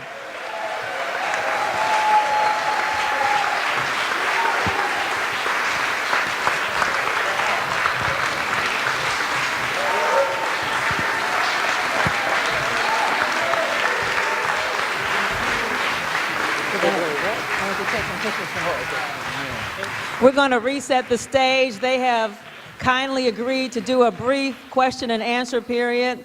Felicia has a couple of volunteers in the audience who have microphones, so get your questions ready while we are resetting the stage so these gentlemen can take a seat. Hi, Danny. Wasn't that wonderful? Oh my God. Just about in tears up here. We still have some special people we want to acknowledge before we wrap up this afternoon. We want to give thanks to the sponsors who made today possible. We know their names are listed in the program, but we still want to give a nice shout out because they paid the money to make this happen today. So we start with the Marin City Community Services District, the Marin Community Foundation, Jerry and Laurel Spoilter, Sharice Sorokin, and Dale Satake, Bridge the Gap College Prep, Marin City Health and Wellness, Marin City Community Services District, Sonia Hansen and Susan Shea, the Marin Housing Authority, Shore Up Marin, Mill Valley Can, Pages Book Club, Ken Mataka, Drivers Market, the YMCA, Clover Sonoma, the Tamalpais Marin, and the Sausalito Marin City School District. Thank you to all of our sponsors today. I'm glad. So, do we have mics for the gentlemen? They do? Okay. How about I push a chair over here for me? All right, and where are the volunteers with the microphones? Okay, I'm going to ask the first question, and then we'll take questions in the audience. Yeah, there. Is it here? Can you do that for me whenever you get a chance? Thank you. Okay. First of all, it was so emotional just listening to both of your presentations. And I'm honored to be on the program to share this stage with these two renowned actors and community activists. My first question is, do you always use the same material? You've done this performance for so many years, and you're representing men who have such a wealth, a body of writings and whatnot to draw from. Do you always use the same? And how does your interpretation change over the years, especially in light of what's happening in the world, like today? Okay. It's a question that we answer from time to time. As a matter of fact, I just answered that question 10 minutes before the program started. No, we very seldom do the same show. Very, very seldom. There are a number of poems I hear at almost every show, but there's another group of poems, maybe half of the program, that change around from time to time. In the Martin Luther King piece, there are 4 different sections that we like to talk about. And I try to bring those four sections in an equitable way from, we do 2 of this and 2 of that. But since the outbreak of the war in Iraq in 2003, I've stuck remarkably close to a time to break the silence beyond Vietnam. I try to bring that back because that's very important. Let me answer it in this way too, Pam Moore. There were two things I meant to say. When I was talking about the people that Martin was indebted to at the outset, I definitely meant to say Vincent Harding, because Vincent Harding wrote that speech in its entirety. Dr. King had gone and asked him if he would work on a draft for him, and that he would, he would polish it up, Martin would. But he was so busy, he never got a chance. So when he gave the speech in the Riverside Church on April the 4th, 1967, exactly 1 year before he was done, Martin Luther King died because of that speech, I believe. I was sorry to have left out, first of all, Vincent Harding, and I also wanted to give a shout out to Pam Moore, because Pam Moore.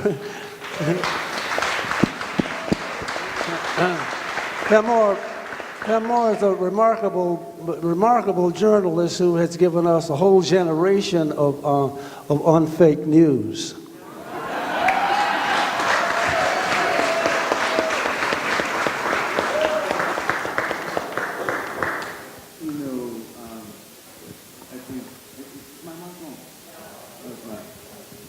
One, two. When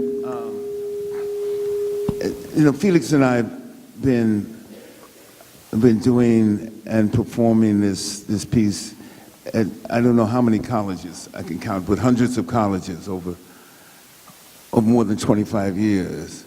And I remember when we were in 1994, just on the verge of this first democratic election in South Africa.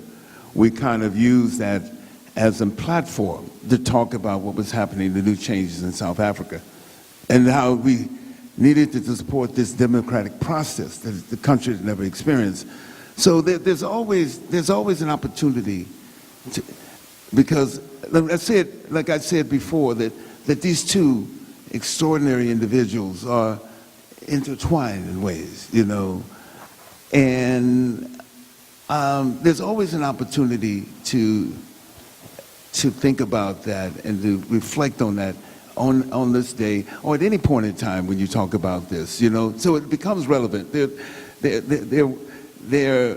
words, their passion, their mission in life has always been relevant. I was just in Alabama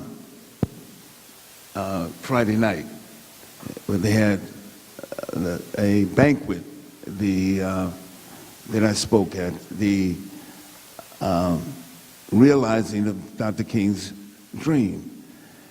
Now we understand that Alabama elected its first Democrat in decades recently, as of course with the assistance, as the exit polls show, about 96% of African Americans voted for him. But also to know that on the one hand we may elevate that moment, but Alabama, which is a population of about 4.8 million people, has 28,000 men and women incarcerated in Alabama. 52% of that population is African American, and African Americans represent 26% of the population of Alabama. Alabama just passed a law that if you have a family member in state prison, you cannot visit them. They're not allowed to visit family members, anyone in state prison, certainly creating this divide between family, community, and the brother or the sister who's incarcerated. Just passed that law, which is the most, how could you pass a law like that? The only way you can communicate with your loved one is by virtue of having a videotape sent to them. That's the only way. This is a law. How draconian can you get? How mean-spirited can you get with respect to that? So on the one hand, when we look at, we think about what do we mean by realizing Dr. King's dream. What do we mean by that? Certainly we talked about war. He talked about war. He talked poverty. He talked about militarism and materialism. And he was in the midst of organizing a poor people's campaign, which Bishop Barber out of North Carolina is going to reinitiate that and reorganize that poor people's campaign. And we look at Mississippi as well. I spent the last 5 years supporting Nissan workers in Mississippi, Canton, Mississippi, and who wanted to simply vote on whether they wanted to decide to have a union. Nissan, a company that has 44 other factories, assembly factories around the world, only in Mississippi and Tennessee, where there are 2 in Tennessee and 1 in Mississippi, the only one that don't have union representation. And the campaign was so vicious. Labor, those who were involved at the UAW and involved in labor had never seen such a vicious campaign. This is just earlier this last year. A vicious campaign such that using every type of fear tactic possible, you know, from talk radio. Basically, some of the things were a disgrace to hear. This is Mississippi. So the question is that when King talks about his dream, I think his dream is about transformation. You know, building that beloved community, in a sense. How far have we gone toward building that beloved community? Ask ourselves. It's not getting enough black men or black women in different positions of power and everything. It's not that what he's thinking about. He wasn't talking about that. He was talking about something else. Dr. King was talking about not just saving African Americans, he's talking about saving the soul of this country, period. That's the transformation that is. So we often talk about the Trump backlash, but is this really what we can consider a backlash to what is happening? Because the major prophecy of King was to save the soul of this country, period. All right, let's begin to get questions from the audience. Can you raise your hand and let the people with the microphones come to you? Okay, here we have right here. Can you please stand? Thank you. We can't hear that. Can you turn her mic? Try again, please. Okay. Thank you so much. I'm very honored to be invited. I understand, and I'm very deeply grateful for all your activism, and particularly what you're doing in Mississippi and down south. But I've taken a look at the federal civil rights investigation into housing discrimination in this county. And I think we here have a real responsibility to take a very hard look at what we've been doing in Marin County. There are some pretty severe issues ongoing here, and I think my interest is in swimming pool access, but there are communities in Alabama where African Americans have greater access to swimming pools than they have in liberal Marin County. And I've spoken with the ACLU, and apparently what's going on here is illegal. And so your question? My question is, we are supposed to be the responsible people. If we are not the responsible people, how can we expect the other side to hew to it? When do we start demanding of our own people that we do the right thing and we take a very hard look at ourselves? We're not exactly the heroes. I mean, I'm not talking about you, but I'm talking about our failure to look inside ourselves and ask, what are we doing right here in our own neighborhoods that we can take control of far easier than we can manage what is going on in All D.C. right, thank you. Gentlemen, do you want to address that? I think you never get the right answer if you ask the wrong questions. And I think your question is the correct question. And I think that it's up to you and to agitate for the sort of transformation that you're talking about. I don't know where else it can be done. You want to?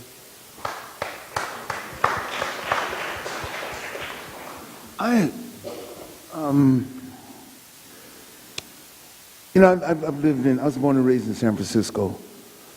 I've lived in the same neighborhood since I was 11 years old. I live adjacent to, next somewhere close to the Golden Gate Park. And my parents bought a home. My parents were postal employees, as I mentioned before. They bought a home in 1957 when I was 11 years old, and right next to the Panhandle in San Francisco. Anybody know what the Panhandle? And I've lived in that neighborhood where, in some proximity to that neighborhood in San Francisco, virtually all my life outside of just moving and doing theater in New York.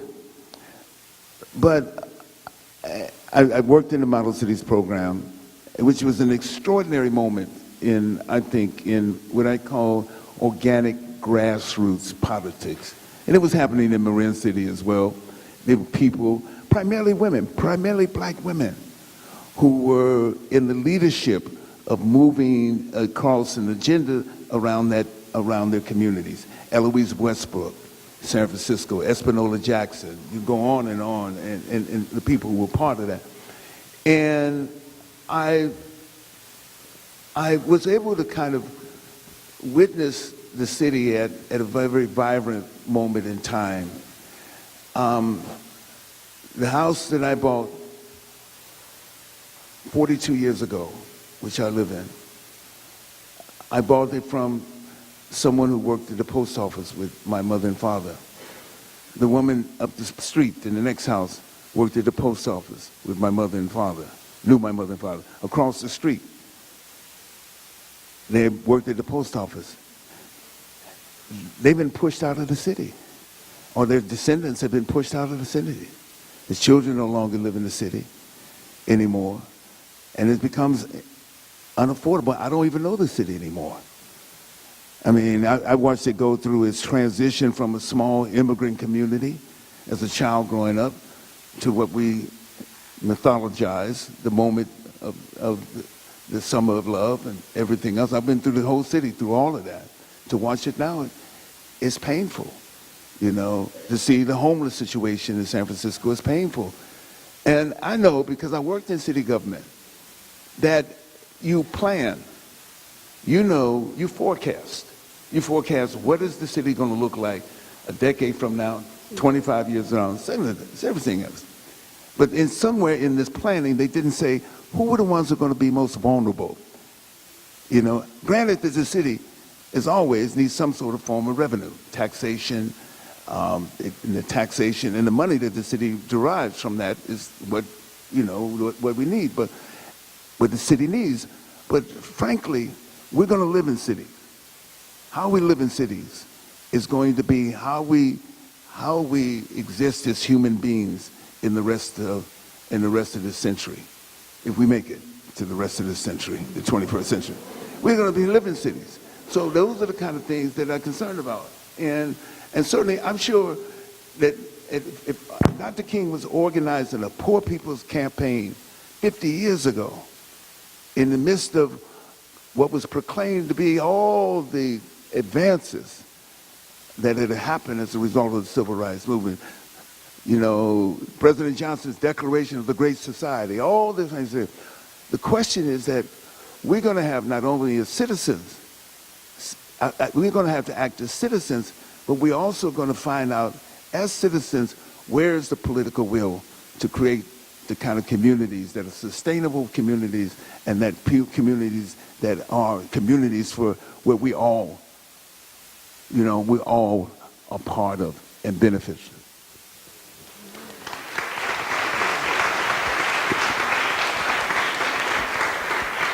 Please stand with your question on the right side of the room. Thank you.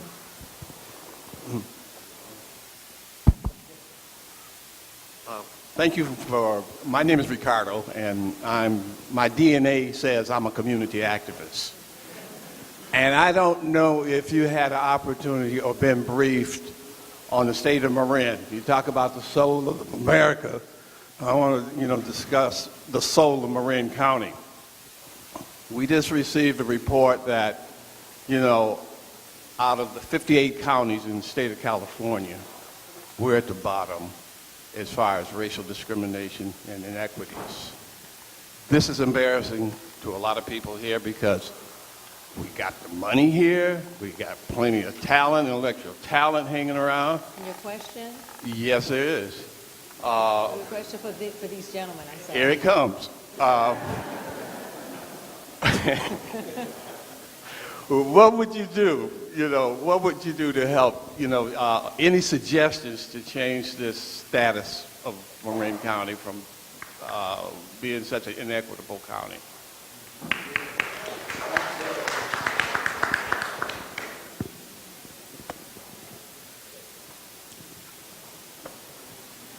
Do either of you want to address it? I think, just keep in mind with your questions that the organizers want us to talk about their art, their performance, Black History Month, Dr. King. They certainly can respond to whatever they would like, but they are also not the experts who run government and make these decisions. Certainly, though, I'm sure they may have ideas on all of this, but go ahead.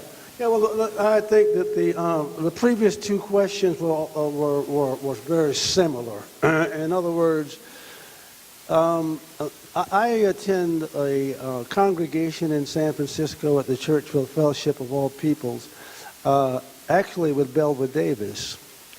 And in celebrating Martin Luther King's Day today, the speaker brought up something that's always haunted me, and it was this. When is enough enough? We live in a culture which is governed by the perfect market. And if market forces work, everything is perfect, right? Well, we know that's a bunch of bull. But you can't, it always comes down to what you suggested, and what you suggested, it is your own vision of yourself. If you said to yourself, it would be nice to live in Belvedere or Tiburon, but I refuse to live in a place where where everybody looks alike because of market. I mean, that's a radical thing to say, but it has to start somewhere. That's. I can take another question. All right. Do we have another question in the audience? All right. Yes. First and foremost, thank you so much for that performance. And I'm going to speed this up, Ms. Moore, I promise, okay? I just want to say thank you, Mr. Foster, first, for making that comment earlier about having more young people in this audience. I'm 100% in agreement. I think if they were here today, they would be inspired. And Mr. Glover, they didn't say this earlier about you, and this is how I know you. It's through Raising in the Sun. I'm the English teacher here at Bayside MLK for 7th and 8th grade, and we're going to be studying A Raisin in the Sun in a couple of weeks. And when I'm seeing with my students, I'm working with about 22 students, all black and brown, beautiful, talented students. And what I'm really noticing with these students here, I live in San Francisco, I'm sitting in San Francisco too, but these black and brown students, they don't know how to dream. And so we do a show like this, we have a dialogue like this about dreamers. And I really want to know what you guys have to say to young students, young kids, and we're going to film it because I want to show this to my students. How do we inspire them to dream, specifically young black boys, young black men? How do we get them to dream in a time where the world just wants them to sleep?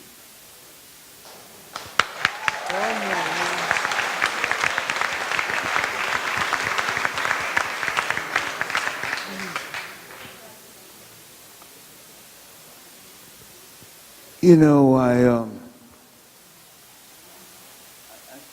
don't, I think they are motivated. I find, as I travel around the country, young students, I have 2 young students that call me repeatedly and talking about what they're organized, and they're 19 years old. College students at Tougaloo College in Mississippi. They talk to me all the time. I'm trying to figure what is the world going to look like? How do we want the world to look like? And what I've been doing a great deal of is saying, where are the constellations of projects and programs where people initiate those programs out of need. In Chicago, the Sweetwater Foundation, Emmanuel Pratt, a young man, less than 40 years old, who developed something where what they call aquanonics, and is making urban. He took an old shoe factory and made an urban fishery out of it. And in the way in which he made this is not a fish farm. This is a fishery where he grows the fish, tilapia, red snapper, in the surroundings that they would grow in normally, if they're free. And out of that came, taking 4 square blocks of an area in which he created an urban gardening, and he has high school kids working in that gardening, and then rehabbing houses in the neighborhood. So I mean, it's small projects, but there's a constellation of projects around the country where people are doing stuff. How do you put these things together? How do you have them connect with each other? I'm just saying, we have to decide not simply just what we're going to react to and what we don't want. We have to begin to decide, what do we do want? How do we see the world? How do we see ourselves in the world? How do we see the relationships that we want to create? What are the economic relationships we want to keep? Those are the things we have to do. And I think it's important to understand that. And that in itself is a radical concept itself. You know, I've been to spend a lot of time in Detroit over the last 20 years, mainly because I had a great friend in Grace Lee Boggs, who lived to be 100 years old. An extraordinary. I mean, she and Jimmy Lee Boggs were just, they're simply the idea in which they conceptualize the ideas around sustainable movements. That's what we have to talk about. Sustainable movements. And also to think about not only sustainable movements, but also what is the process of revolution, evolution? The ideas around, and we talked about them. We talked about that. King was talking about transformation. You know, when you look at some of the great leaders. You take Julius Nyerere, the first president of Tanzania. When he took on president, he said, I don't want to replace colonialism with black colonialism. I'm talking about what is the process of evolution? And we never get to that point. And we have to ask ourselves, what are the issues around that? In this country, the issue is race. It was 400 years ago, and it is 400 years later. And how we deal with that, how we come to that, because in some sense, the issue of race reflects on what democracy is about. You can't talk about democracy if not the descendants of slaves were the ones who, in a sense, were those who were absent from the process, and are still absent from the process. You know, in a sense. So I think that we're going to have to find ways, and they're groups. The Color of Change, Rashad. The guy who runs the Color of Change, we worked together when he was a young man, young teenager with Trans-Africa Forum. The Color of Change, we know all of them. The Dream Defenders, we can find other organizations. How do we find these? And not demonize what they do, but begin to hear them and begin to inform them and to be part of this change, which is their change. So those are young people. And inside of it, when we went on strike in 1968 at San Francisco State, almost 50 years ago, we weren't just talking about a black studies program. We're talking about an ethnic studies program. Japanese Americans, Hispanic Americans, Native Americans, progressive. That's why the strike was successful. That's what was just singular. It's about how do we begin to shape these ideas. And what I see as I travel around the country in small ways. I went to visit the Sweetwater Foundation. Who did I bring with me? Gus Newport, the former mayor of Berkeley, who was also the head of the Dudley Street Initiative in Boston. about a young assemblyman, not assemblyman, but a young council member, Alan Warren, out of Sacramento, who's a contractor and does affordable housing. I brought Luther Castillo, who's a doctor from Honduras, who is from the Guanifana community, that's the African descended communities, and built the first clinic in his community. In there, he was trained as a doctor in Cuba, came back there and built the first clinic. And again said, look at these, how do we now find ways? All these are young, except me and Gus, we're the old people. But these are young people who are trying to find answers. And I think that this is important. They're going to be, you know, if the system itself is how do we transform the system? How do we find what makes us, you know, that gives us the best chance, not only to survive climate change and global warming, but to survive war and the threat of nuclear armament? How do we find that? And that's the key, you know. How do we build this community and find this community? You know, I think about King and Beyond Vietnam. King uses basically as the foundation of his talk on Vietnam, John 4:12. John 4:12. Nobody's ever seen God, but if we love each other, God lives in us.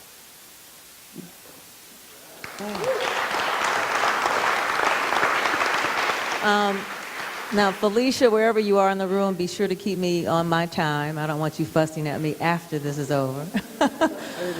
We have another question, and what I'm hearing these gentlemen say is just do it. You know, just do it. Just don't say, how do we wait for somebody. Just do it is one way to think about it. Thank you. My name is Carol Thomas. I was up earlier. And thank you, Mr. Glover and Mr. Justice, for coming. And I've heard the question asked on the floor 3 times. And Mr. Justice, you so graciously tried to answer it for us. But again, the question, I believe, lies within us. And you talked about it, dreaming. We can't expect, we are a community that have allowed other people to always come in and tell us what to do, and we're asking them questions. And I think the question to you all should be, what do you do to support us as a community after we've done, or do you have, like, you come into, we're used to people coming into our community, speaking and engaging us, and then the event is over and the people are gone. So I guess the question that I'm hearing, if I can say it right, is are you affiliated with any organizations or where you can offer support or lead us to people who have done the work that you all have done and supported other communities? I think that's the question that is on the floor. What do you do with us after this day is over?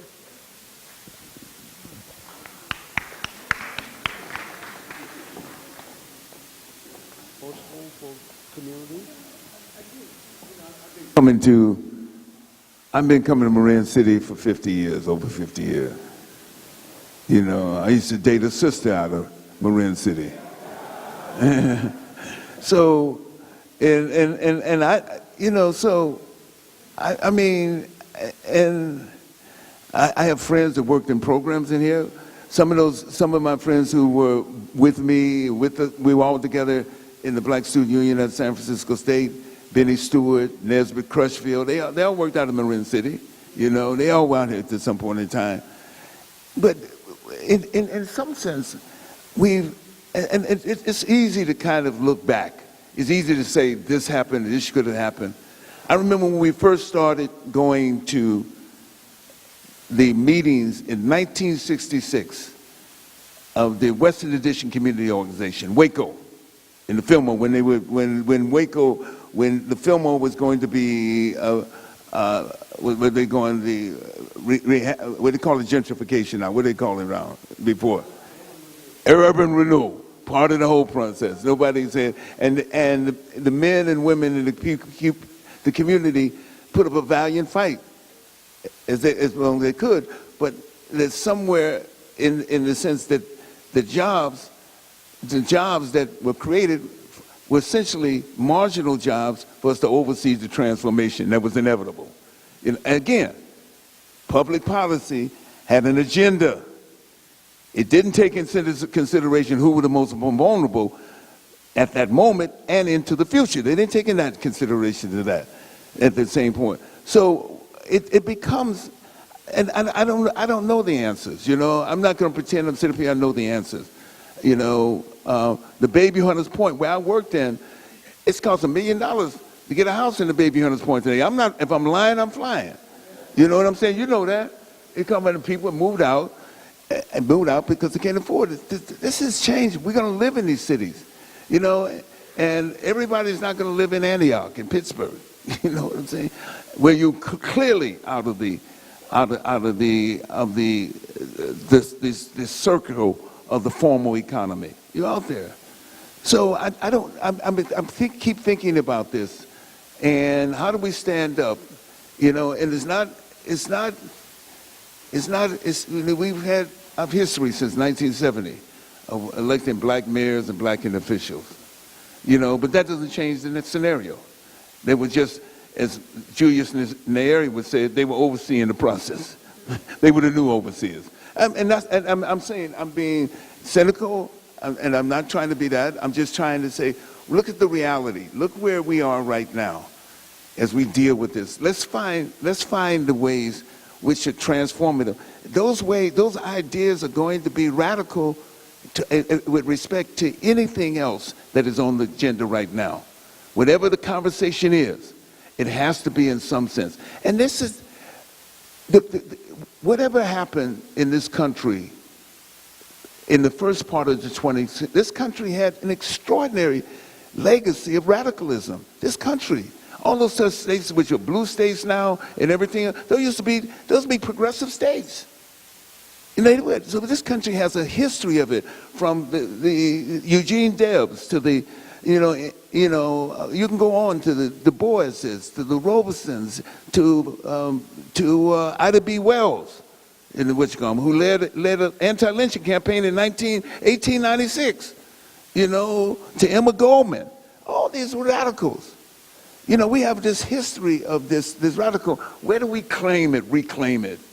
In some way. It has to be, we the people have to reclaim it, and that basically is how we do that for Ukraine. That's, I mean, I don't know what else to say in terms of that. And in a sense, I keep thinking about it, I'm a fellow on the Sanders Institute, and often we write about stuff, I campaigned for Bernie Sanders. I went around from Michigan to Maryland, to every place else I could, New York, California, the campaign.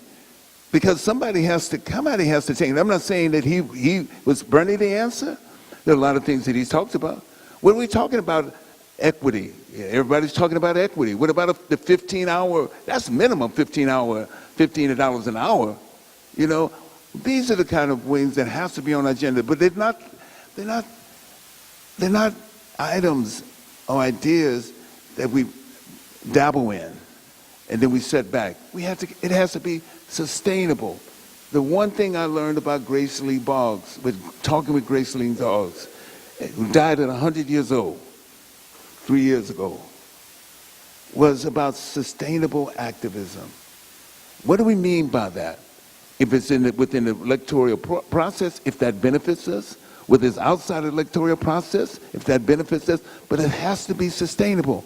And the idea is because the dynamics and the dialectics change over a period of time.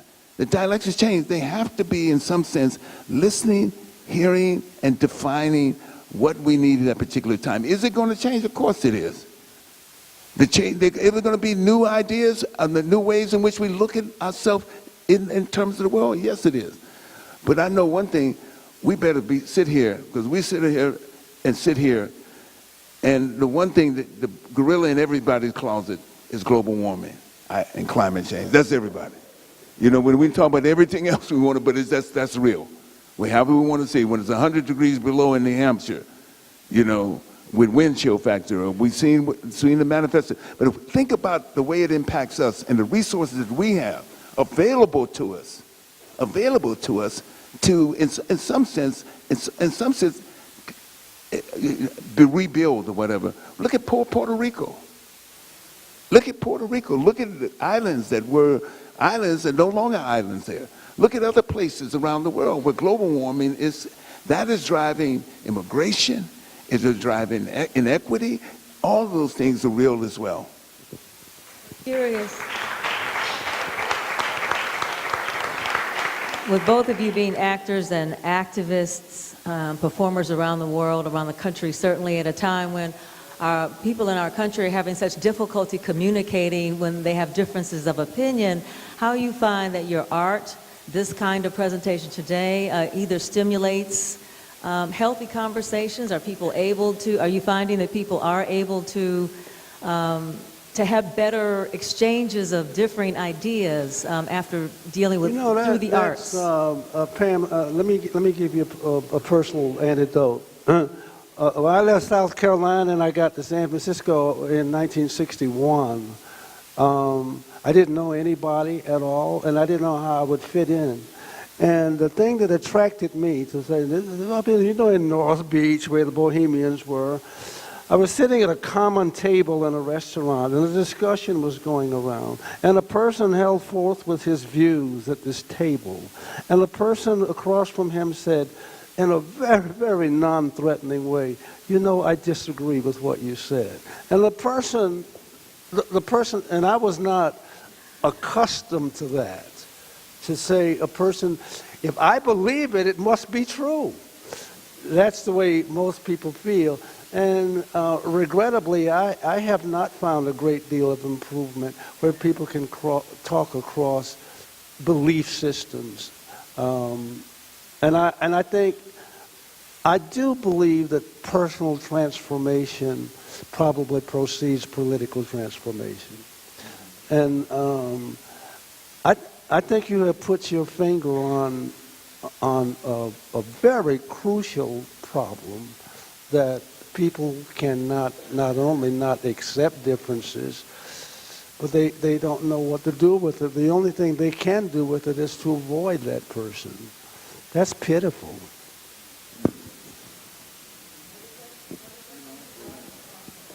No, I've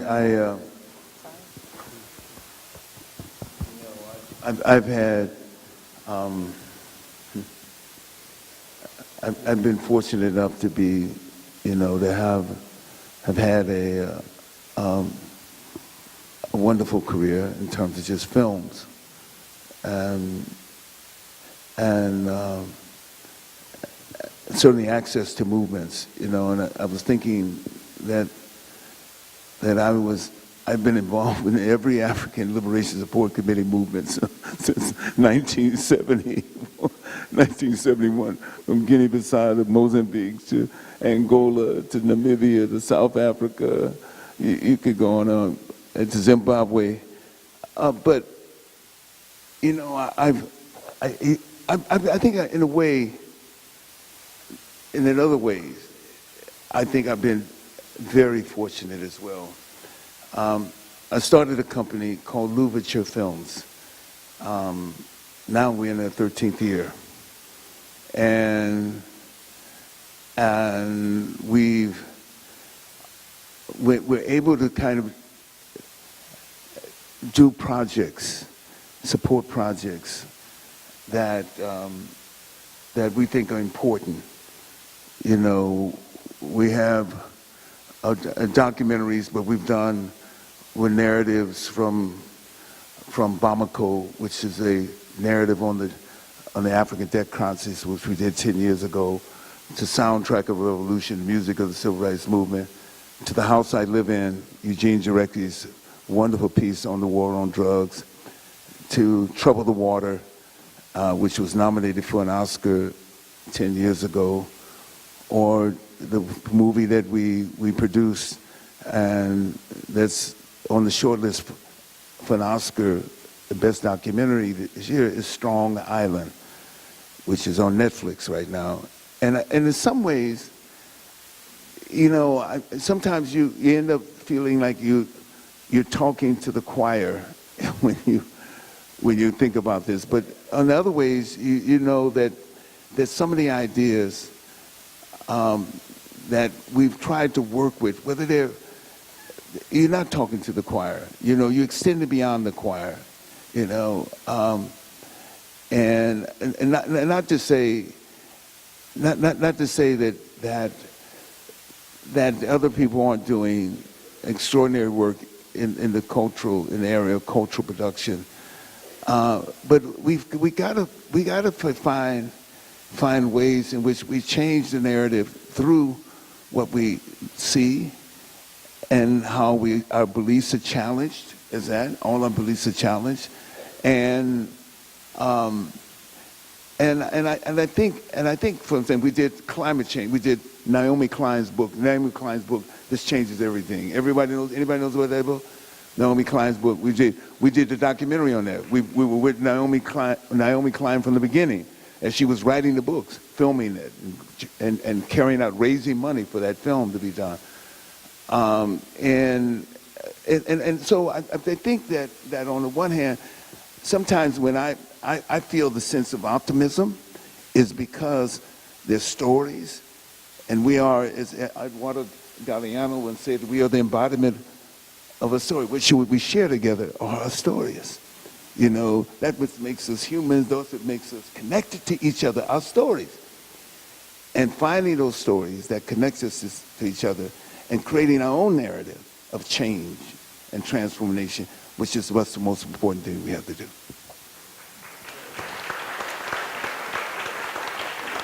I also wanted to say to the young teacher, if he's still here, to bring some of those kids over to Performing Stars. They'll learn how to dream there for sure. Yeah. All right, let's get another question from the audience. Yes, like most of you, I spent the last part of December and the early part of this January going through all the mail I got soliciting year-end contributions. I didn't find one item of a solicitation from a civil rights organization among all those hundreds of those I got. What we don't have anymore is we don't have a national civil rights organization of any effectiveness. I don't know what's happening with the NAACP, but nothing in the news I see anything about them. And I raise that because unless we can unite at a national level, we're not going to be able to make much changes. We're talking about, I lived through an era when the NAACP and other organizations in the South, I forgot what the scam or scab, I can't remember what all the synonyms were, but... Your question? Yes, it's a preface. There are two industries that African Americans have pretty good standing, the entertainment industry and the sports industry. If they were to unite in an effort to bring about economic pressure in our society, would that not be a means of changing the circumstances? For example, in the international forum, we do boycotts, against North Vietnam and Iran as a way of bringing them to the conference table or working out an agreement.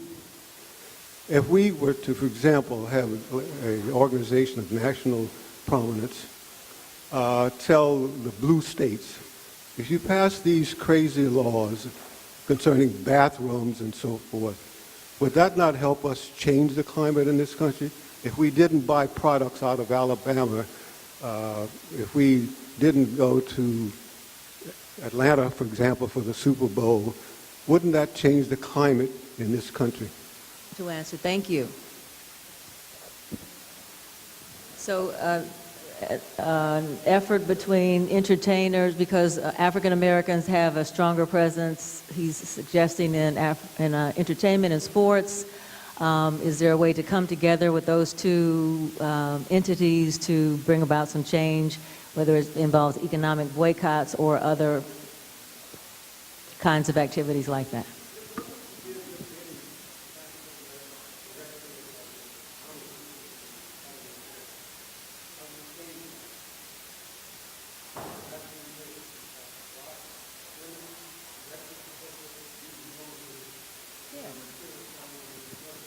Okay. Felix, you want to start with that? Is it on? You should. I don't want to tackle that. Okay. I mean, you're asking, very broad questions of, very broad and wide-ranging questions of gentlemen who, are working on their own, in their own areas to do the best that they can to try and make the world, I think they've said, transform the world to be better. But I don't know that they are expected to have answers to some of these very large questions affecting our entire nation and world. Felicia, are you signaling me to, okay, that was the last question. All right. How about Felicia, who's giving me, Felicia?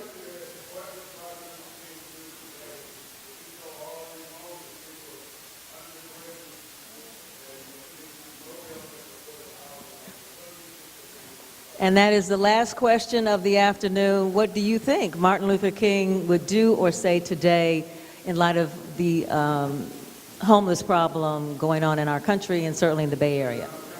And that's the last question. Thank you.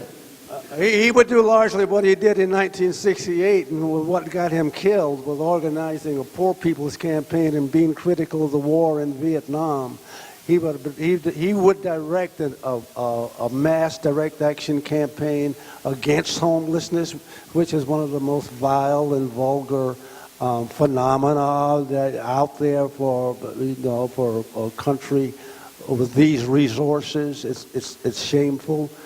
He would bring creative pressure to bear. I mean, I'm not sure what form that would take, but Martin continued to say, as long as he lived, is that I want to empower people to address their problems. That's what he wanted. And so it's not what would Martin Luther King do, it's what have we learned from Martin Luther King that directs us what to do. That's a Felix Justice and Danny Glover. It's not. I mean, sometimes if we try to understand history and economic history, it's no. If we really want to understand that, so we live so much in the now period. Our lives are very short in terms of these constructs that we live within, and it's really, the idea of work and how we can create work that it enhances us as human beings. How do we create work? But this is kind of what you're thinking. We know that as extraordinary as the period has been post-World War II, by the end of World War II, more than 44% of the labor force was unionized. By the end of World War II, 44% of workers were unionized. The passage of the Taft-Hartley Law in 1947, in some sense, undermined any ways in which people had gained unions and organized labor had gained the right by virtue of the New Deal. The New Deal was the first time that labor was given, there was certainly within the New Deal, the right to organize workers with the New Deal. Taft-Hartley Law, just right after that, undermined it. And then you had the attacks on unions. You had the de-radicalization of the CIO, in reference under the McCarthy laws and everything else. All those things. So you de-radicalized the most productive and the most advanced thinking in terms of workers and human beings and communities. You did everything to do that. So you have this new technology that goes in, and we have had more technology that come into our grasp, more technology than we really need. Technology that come into our grasp since World War II than we had all in human history. So you have this new period. So you have the transformation. You have also these deindustrialization process that goes on, that are going on today. And understand that. Michelle Alexander talks about, and she says systems of control. and the impact that had. The war on drugs, you know, if you're not a part of the formal economy, because jobs are gone in some sense, well, you're becoming part of the informal economy. These are real, I mean, they're not just cliches. They're real things that happen. And like I said, whenever there's planning, you have planning, whether it's on the federal level, whether it's going to plan what is going to happen in a foreign country, or what they anticipate happening in a foreign country, or they anticipate what's happening here, right here. So all of us, a lot of us are here, we're alive 50 years ago when you had the riots in Detroit, in Los Angeles, and all over the country, Newark and everything else. We're here. And that in a sense, those riots should have been the canary in the mine shaft to see what was happening.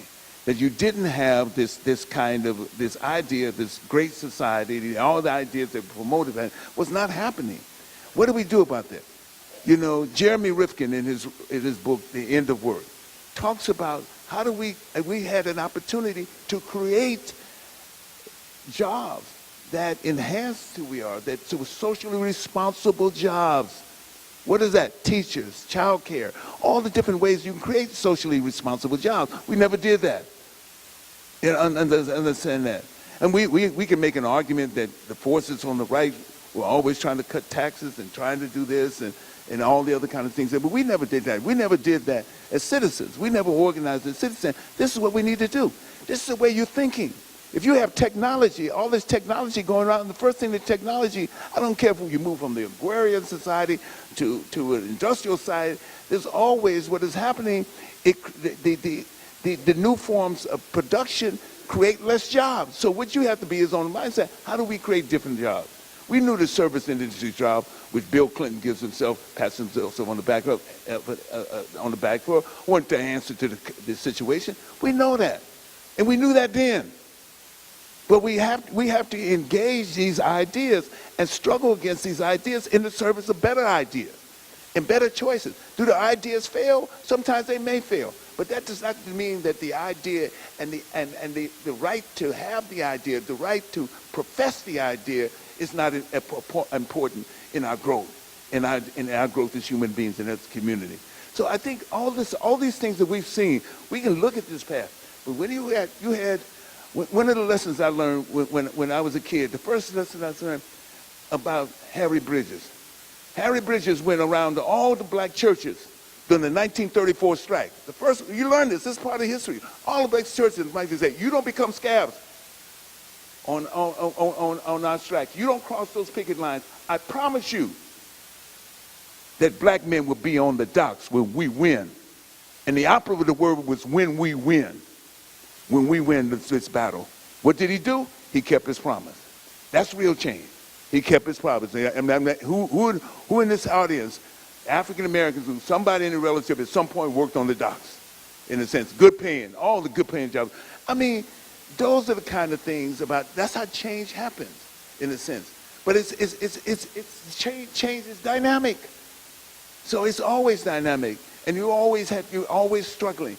Sustainable activism.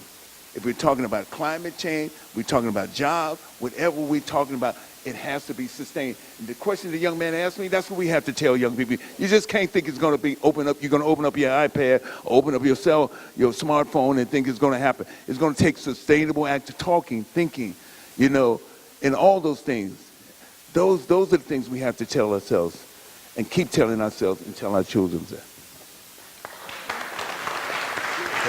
I hope you feel inspired from the passion of Danny Glover and Felix Justice today. Thank you, gentlemen.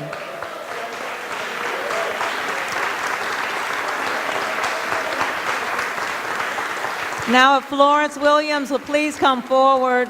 Florence is going to come and talk about the evening's events and tomorrow's activities. On behalf of Felicia Gaston and the Performing Stars Board of Directors, thanks to all of you for being with us today. And keep these messages in mind on Martin Luther King's birthday tomorrow. Thank you.